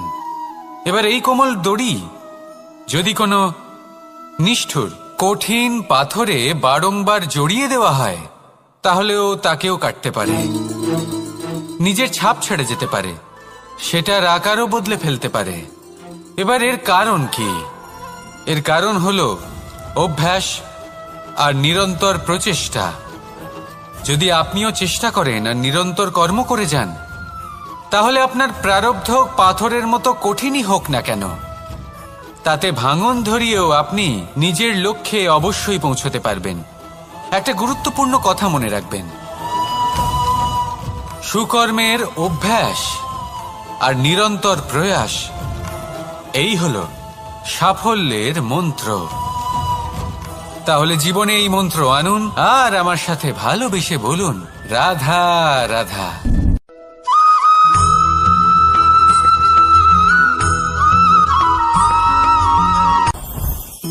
জীবনে কিছু শেখা অত্যন্ত গুরুত্বপূর্ণ। এবার কি কি শিখতে হবে সেই সব শেখানোর জন্য অনেক শিক্ষক রয়েছেন, কিন্তু কি শিখবেন না আর কি করবেন না এটা আমাদের নিজের অভিজ্ঞতা দিয়ে শিখতে হয়। কিন্তু তার মানে এটা নয় যে যদি আপনাকে শিখতে হয় যে আগুনের তাপ কতটা, আপনাকে আগুনের মধ্যে হাত দিতে হবে। না, অন্য কারোর অভিজ্ঞতা দ্বারাও শিখতে পারেন। প্রশ্ন শুধুমাত্র একটাই যে আপনি কি শিখতে চান নাকি চান না।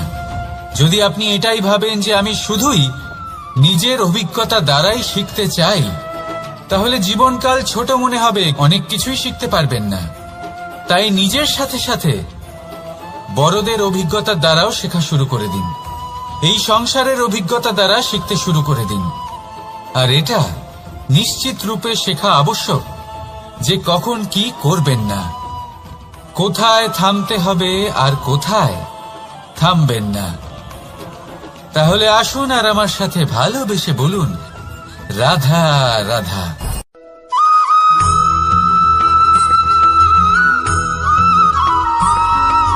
মানুষের একটি সমস্যা আছে যে মানুষ সাফল্যকে মাপতে থাকেন, লক্ষ্যপ্রাপ্তিকে মাপতে থাকেন এবং তার তুলনা করতে থাকেন যে ও এত কিছু পেল আর আমি পেলাম না, ওর কাছে এত কিছু আছে কিন্তু আমার কাছে নেই। এই তুলনা করার জন্য ওনারা দুঃখী হয়ে পড়েন, নিরাশ হয়ে পড়েন। তাই আমি একটা প্রশ্ন করছি যে এটা কি উচিত? এই সংসারে আপনি কি নিয়ে তুলনা করবেন, যেখানে সূর্যদেব চন্দ্রমা দুজনেই আছেন, দুজনেই হলেন বিশেষ, দুজনেই নিজ নিজ সময়ে উদিত হন। এদের মধ্যে একজন না থাকলে তাহলে আমাদের জীবন কঠিন হয়ে পড়বে। ঠিক সেইভাবেই আপনি যদি একটা বড় রেখা অঙ্কন করেন তাহলে অন্য রেখাটি ছোট হয়ে পড়ে না, সে তেমনই থাকে যেমনটা সে ছিল। আপনার অস্তিত্ব কখনো ছোট বা বড় হতে পারে না, শুধু তুলনা করার জন্য আপনার এটা মনে হতে পারে। যদি আপনি যুদ্ধ করতে চান আপনার তলোয়ারের প্রয়োজন পড়বে, যদি বস্ত্র তৈরি করতে চান এত বড় তলোয়ার দিয়ে কিছুই হবে না, তখন প্রয়োজন পড়বে একটা ছোট্ট সূচের। তাই তুলনা করবেন না, না নিজেকে ছোট মনে করবেন না অন্য কাউকে। সবার সাথে সহযোগিতা করুন, আর যদি তুলনা করতেই হয় নিজের সাথে করুন, যে কাল আমি কেমন ব্যক্তি ছিলাম, আজ কি তার থেকে শ্রেষ্ঠ হয়ে উঠতে পেরেছি। ভেবে দেখুন ভবিষ্যতে গিয়ে আপনি কতটা শ্রেষ্ঠ ব্যক্তি হতে পারেন। আসুন আমার সাথে ভালোবেসে বলুন রাধা রাধা।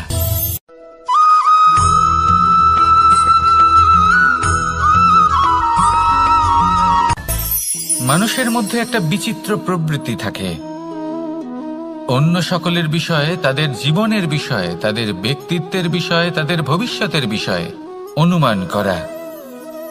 এটা হলো অনুচিত। কারোর অতীতকালকে দেখে লোকে ভবিষ্যৎ বলে দিতে পারেন, বর্তমানকে দেখে ভবিষ্যতের বিষয়ে অনুমান করে ফেলেন। উদাহরণ দিতে হলে বলবো, কোনো দাসকে দেখুন, ওকে দেখে লোকে বলে যে ওর ভবিষ্যৎ সেটাই হতে পারে, অনুমান করে ফেলেন। আর এই রাজাকে দেখুন, উনি তো কত সুখী হবেন, উনি তো জগতের সব থেকে অধিক সুখী মানুষ, কত সুখ সুবিধা আছে ওনার কাছে, ধারণা করে ফেলেন। তবে সত্য তো এটাই যে কারোর ব্যক্তিত্বের বিষয়ে, তাদের ভবিষ্যতের বিষয়ে আপনি পূর্ণ সত্য কখনোই বলতে পারবেন না, শুধু অনুমান করতে পারবেন। আর এই অনুমান করে সত্যি কোনো লাভ হয় না, কারণ এই কাল সেটা হলো অত্যন্ত শক্তিশালী। কালো থেকে কালোতর কয়লাকেও হিরেতে পরিণত করতে পারে, অনেক বড় বড় রাজাকেও বিদূষক বানিয়ে ফেলতে পারে এক মুহূর্তেই। তাহলে আপনি অনুমান করে কি লাভ? কি পেলেন অনুমান করে? সেই জন্য কারোর বিষয়ে কোনো অনুমান করবেন না, তার ভবিষ্যতের বিষয়ে অনুমান করতে যাবেন না, কারোর বিষয়ে কোনো ধারণা করে নেবেন না। কিছু করতে হলে ভালোবাসুন, সবার মধ্যে ভালোবাসা ছড়ান, সবার মধ্যে ধন্যাত্মক ভাব ছড়ান। এই মন প্রসন্ন হয়ে বলবে রাধা রাধা।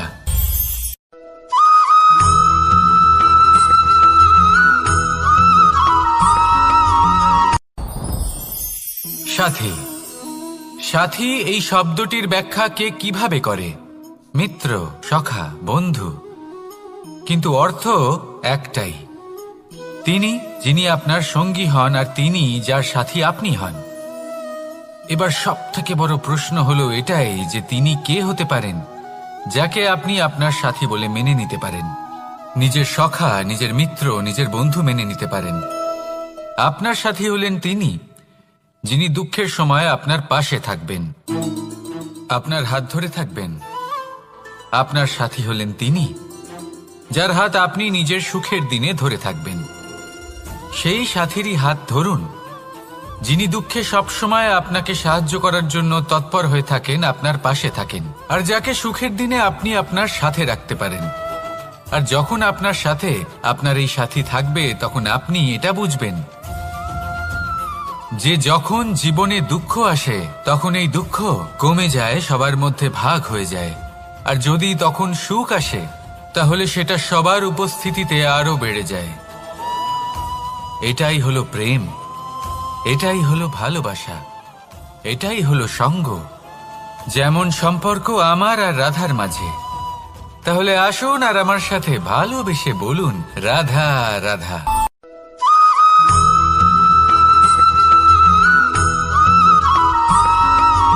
আমাদের শরীর প্রকৃতির সর্বশ্রেষ্ঠ রচনা। যে অঙ্গ প্রত্যঙ্গ আমরা লাভ করেছি প্রত্যেকটির মধ্যে একটি নিজস্ব বার্তা রয়েছে। একটু ভেবে দেখুন, দুটি চোখ দিয়েছে দেখার জন্য, দুটি কান দিয়েছে শোনার জন্য, নাসিকাও আছে দুটি, দুটি হাত দিয়েছে দ্বিগুণ পরিশ্রম করার জন্য। কিন্তু জীব শুধুমাত্র একটি, তার উপরেও তীক্ষ্ণ বলিষ্ঠ দাঁত দিয়েছে তার রক্ষার জন্য। কখনো ভেবে দেখেছেন কেন?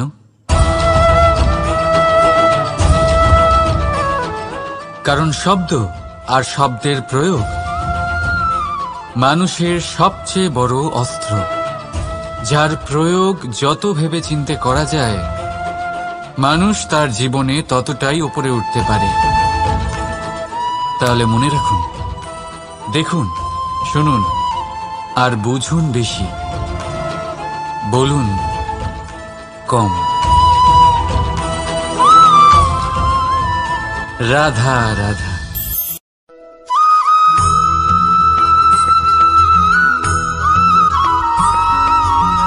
এই সংসারে সব থেকে বড় ব্যক্তি কে? আপনি বলবেন, এই কেমন ধরনের প্রশ্ন? কিন্তু এটা হলো সব থেকে উচিত প্রশ্ন। কেউ এর উত্তর দেবে যে সেই মহাপ্রতাপী রাজা, তিনি হলেন সব থেকে বড় ব্যক্তি, সেই বড় রাজনীতিবিদ, তিনিই সব থেকে বড় ব্যক্তি। আমি আপনাকে জানাই যে সংসারের সব থেকে বড় ব্যক্তি হলেন তিনি, যার সাথে দেখা করলে আপনি নিজেকে ছোট মনে করবেন না। কোনো ব্যক্তি যিনি সব থেকে বেশি শক্তিশালী, আপনি যদি তার সামনে যান তাহলে উনি আপনার অন্তরের শক্তিকে বাইরে বের করে আনবে, আপনার অন্তরে লুকিয়ে থাকা শক্তিকে জাগ্রত করতে প্রেরণা প্রদান করবে। তিনি হলেন বড় ব্যক্তি, তিনি হলেন মহান ব্যক্তি। তিনি নন যিনি নিজের বল এবং ঐশ্বর্য দ্বারা আপনাকে তার সামনে ছোট প্রমাণ করবেন। এবং সেই জন্য মহাদেব আমার আরাধ্য হলেন আমার খুব প্রিয়। কারণ রাজা হোক বা ফকির, কেউ যদি ওনার সামনে যান তাহলে সে নিজেকে ছোট মনে করেন না। আপনিও যদি জীবনে অনেক বড় হতে চান তাহলে কাউকে কখনো নিজেকে ছোট মনে করতে দেবেন না। তার অন্তরে বড় হয়ে ওঠার প্রেরণা প্রদান করুন। আসুন আমার সাথে ভালোবেসে বলুন, রাধা রাধা।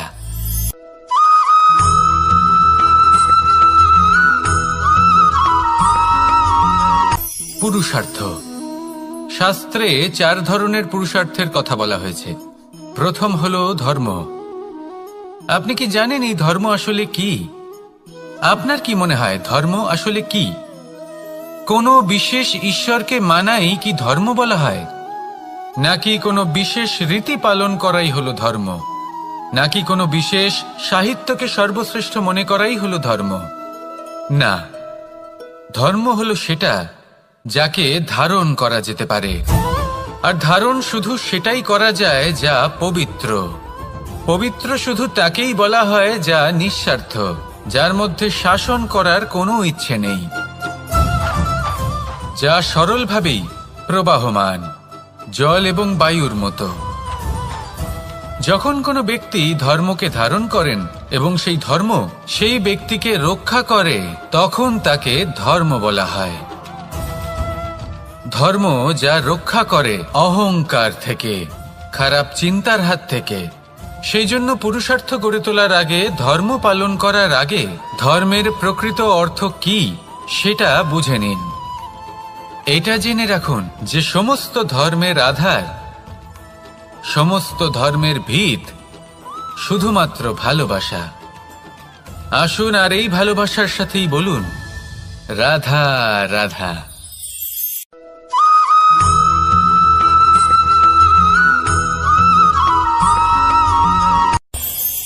এই সংসারে আমরা প্রকাশ কোথা থেকে পাই? এর উত্তর বড়ই সরল। ভোরে যখন সূর্যোদয় হয় তখন প্রকাশের কিরণ আমাদের ঘরে এসে পৌঁছয়। এইভাবেই আমরা প্রকাশ লাভ করি। এবার এই প্রকাশের আলোতেই আমরা সারাদিনের কাজ সম্পন্ন করি। সন্ধে হয়ে যায়, সূর্যাস্তও হয়ে যায়। আর আমাদের ঘর যাতে অন্ধকার না হয় তার জন্য আমরা একটা প্রদীপ প্রজ্বলিত করি। এটাই ঘটে আমাদের জীবনেও। এবার প্রবাহমান আয়ুর সাথে আমরা আমাদের অন্তরে যদি একটা প্রদীপ প্রজ্বলিত করে নিই, তাহলে বিষয়টাই অন্যরকম হবে। এবার আপনি বলবেন কোন প্রকাশের কথা বলছি যে আমাদের অন্তরে জাগ্রত করা সম্ভব? আমাদের আত্মার মাঝে প্রেমের প্রকাশ জাগ্রত করার কথা বলছি। কারণ আমাদের এই জীবন এও হলো দিনের আলোর মতো। আজ প্রকাশ আছে, কিন্তু কোনোদিন অবশ্যই অস্ত হবে। কিন্তু অস্ত হবার আগে যদি আমরা আমাদের আত্মার মাঝে প্রেমের এই প্রকাশ উজ্জ্বলিত করে নিই, তাহলে আমাদের সন্ধ্যাকালও আমরা আনন্দে এবং প্রেমে যাপন করব। তাহলে আসুন আর আমার সাথে ভালোবেসে বলুন, রাধা রাধা।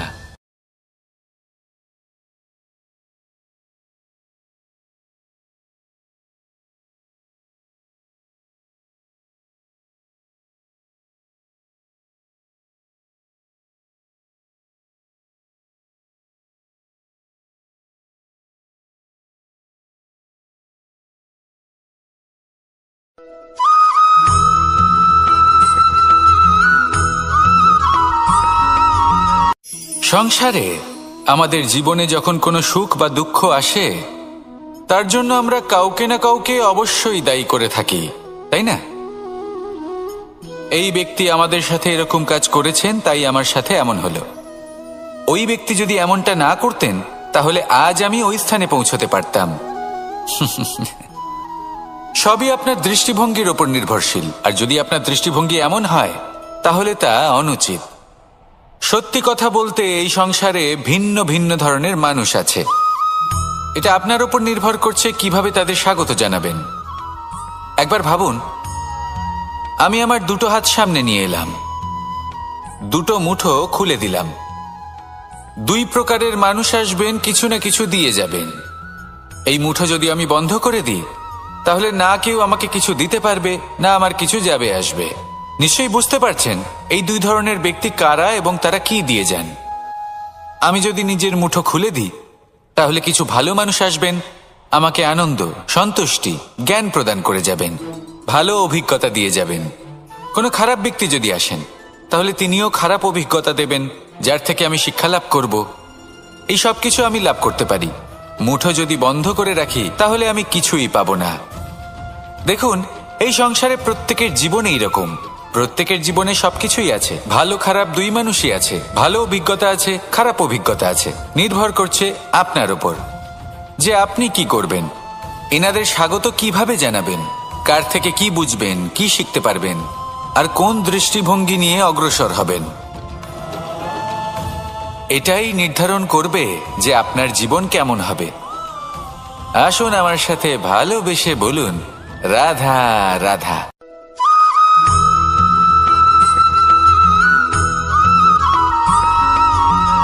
ভালো, শুধু ওনাদের কঠোর ব্যবহার দেখলে আমরা একটু ভয় পেয়ে যাই।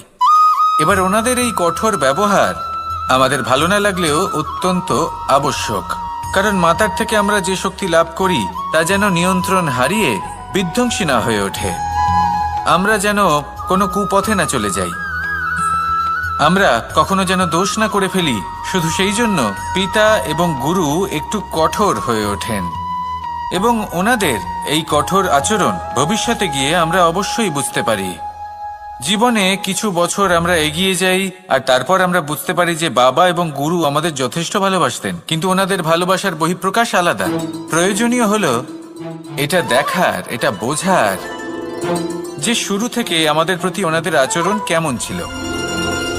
ওনাদের কঠোর হওয়ার পেছনে ওনাদের ভালোবাসাটা বোঝার চেষ্টা করুন, ওনাদের চিন্তাটা বোঝার চেষ্টা করুন, ওনাদের পথপ্রদর্শনের আড়ালে আপনার ভবিষ্যতের জন্য যে পরিকল্পনা ওনারা করেছেন সেটা বোঝার চেষ্টা করুন। তখন আপনারা বুঝতে পারবেন ওনাদের ভালোবাসাকে। আপনার মনের মধ্যে আপনা থেকেই ওনাদের প্রতি সম্মান জেগে উঠবে।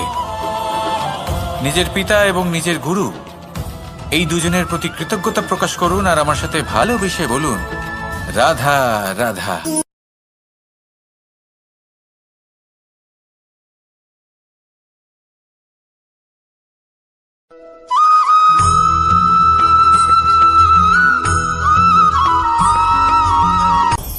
আপনি কখনো পর্বতের শিখরে উঠেছেন?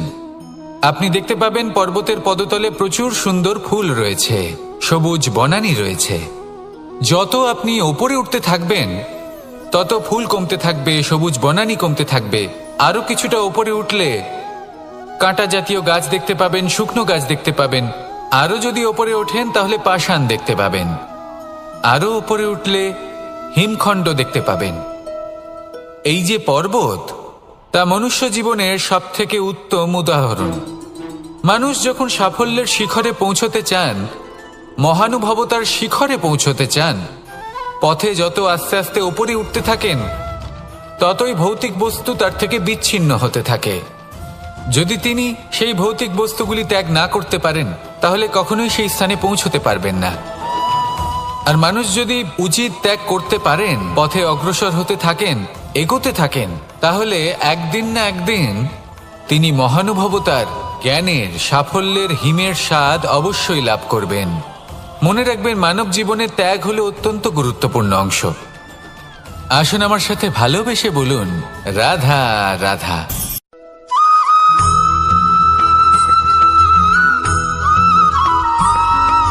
মানুষের একটি সমস্যা আছে যে মানুষ সাফল্যকে মাপতে থাকেন, লক্ষ্যপ্রাপ্তিকে মাপতে থাকেন এবং তার তুলনা করতে থাকেন যে ও এত কিছু পেল আর আমি পেলাম না,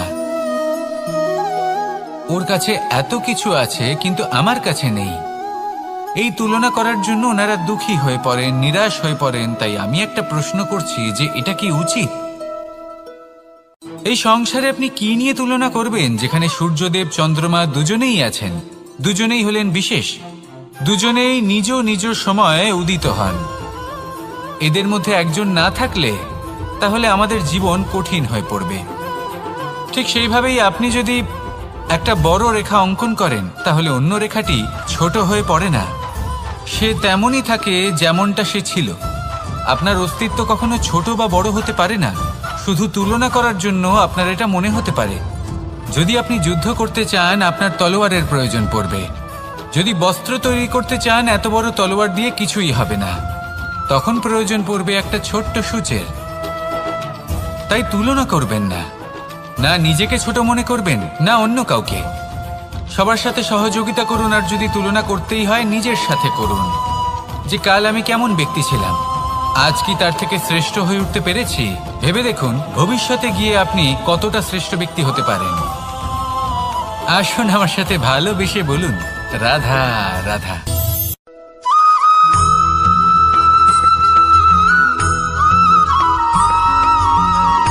জীবন কিসের উপর নির্ভরশীল? ধনের ওপর, বৈভবের অনুভব যদি আপনি করতে চান তাহলে তা পাবেন শুধু একতার দ্বারা, সংগঠনের দ্বারা।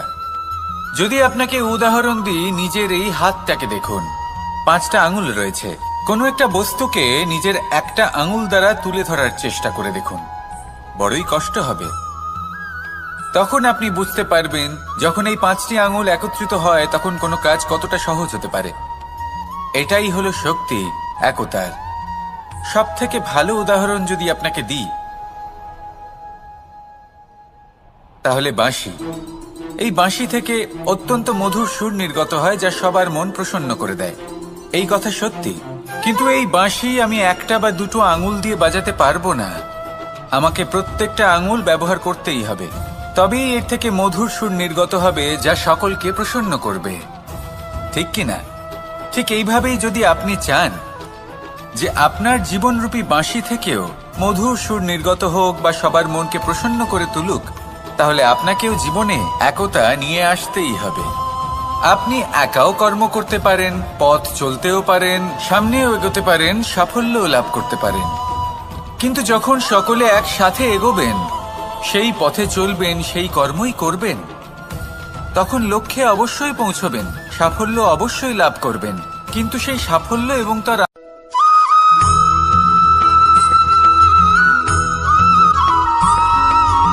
কখনো কখনো আমরা ভাবি যে কোনো ব্যক্তি যিনি ধর্মের পথে চলেছেন, যদি তার দ্বারা কোনো ভুল হয়ে থাকে তাহলে নিয়তি তাকে সেই মুহূর্তেই কঠোর শাস্তি দেন। কিন্তু সেই সব মানুষ যারা সংসারের সবথেকে বড় অধর্মী, বহু নিকৃষ্ট মানের কাজ করেন, তাদের নিয়তি অনেক সুযোগ দেন। তাদের নিয়তি এরকম কঠোর প্রহার করেন না। এই ভাবনা কখনো না কখনো মনে আসেই।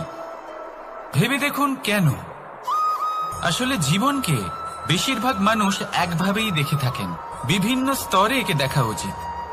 এবার আপনি বলুন, এই সংসারে কোনো অধর্মী কখনো প্রেরণার উৎস হতে পারেন? কখনোই নয়। যে মানুষ নিজের আত্মাকে মলিন করে ফেলেছেন, তিনি এই সংসারকে কিভাবে প্রেরণা যোগাবেন? উনি নিজেই বুঝতে পারেন না কোনটা করা উচিত, ধর্ম কোনটা। তাই নিয়তি তাকে একটা সুযোগ দেন, এটা বোঝার সুযোগ দেন যে কোনটা উচিত, কোনটা ধর্ম। সুযোগ দেন নিজের বিবেক জাগিয়ে তোলার, তাকে সুযোগ দেন নিজের অন্তরাত্মার ডাক শোনার। যখন তাতেও কাজ হয় না, তখন নিয়তির কাছে একটাই পথ বাকি থাকে, আর তা হল মহাবিনাশ। মহাবিনাশ হয়তো দেরিতেই আসতে পারে, কিন্তু তা অবশ্যই আসবে। আর যখন মহাবিনাশ আসে, তখন মহাবিনাশের যন্ত্রণা সমগ্র মানব জীবনের যন্ত্রণার থেকে অনেক বেশি হয়। এই কথাটা সবসময় মনে রাখবেন। আর অন্যদিকে যে মানুষ ধর্মের পথে চলছেন, তার দ্বারা যদি কোনো ভুল হয়ে থাকে, তখন নিয়তি তার পরীক্ষা নেন। কিছুক্ষণের জন্য মানুষের মনে হতে পারে নিয়তি তাকে কঠোর শাস্তি দিয়েছেন।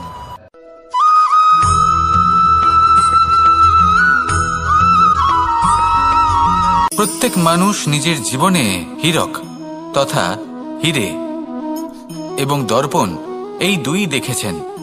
এই দুই হলো সাদা, এবং এরা দুজনেই আলোর প্রতিফলন ঘটায় এবং এরা দুজনেই উজ্জ্বল হয়ে ওঠে। আপনি হয়তো মনে মনে ভাবছেন যে এটা কি ধরনের তুলনা করছি। একটা হিরে তো রত্ন, তার মূল্য দর্পণের থেকে অনেক গুণ বেশি। কিন্তু হিরে থাকাতে দর্পণের মূল্য কিন্তু কোনো অংশে কমে যায় না, তাই না? মানুষ যখন হিরে নিজের হাতে নেয়, তখন সবার আগে কি খোঁজে? দর্পণ, যাতে তার মধ্যে দিয়ে দেখে সে বুঝতে পারে যে সেই হিরে আদৌ তার শোভাবর্ধন করছে কিনা, তাকে ভালো দেখাচ্ছে কিনা, প্রসাধনের জন্য সেটা ব্যবহার করা ঠিক হবে কিনা। অর্থাৎ হীরের উপস্থিতিতে দর্পণের গুরুত্ব কম হলো না, দর্পণের কারণে হীরের মূল্য বোঝা গেল। আমাদের জীবনেও ঠিক এরকমই ঘটে। আপনারা যদি সংসারে নিজের আশেপাশে দেখেন, এমন অনেক মানুষ দেখতে পাবেন যারা নিজেদের ক্ষেত্রে মহান স্থানে পৌঁছেছেন, নিপুণ এবং শ্রেষ্ঠ হয়েছেন। আর তাদের মধ্যে আপনার নিজের মনে হয় যেন আপনি তাহলে নিজেকে ছোট মনে করবেন না। আসুন আর আমার সাথে ভালোবেসে বলুন, রাধা রাধা।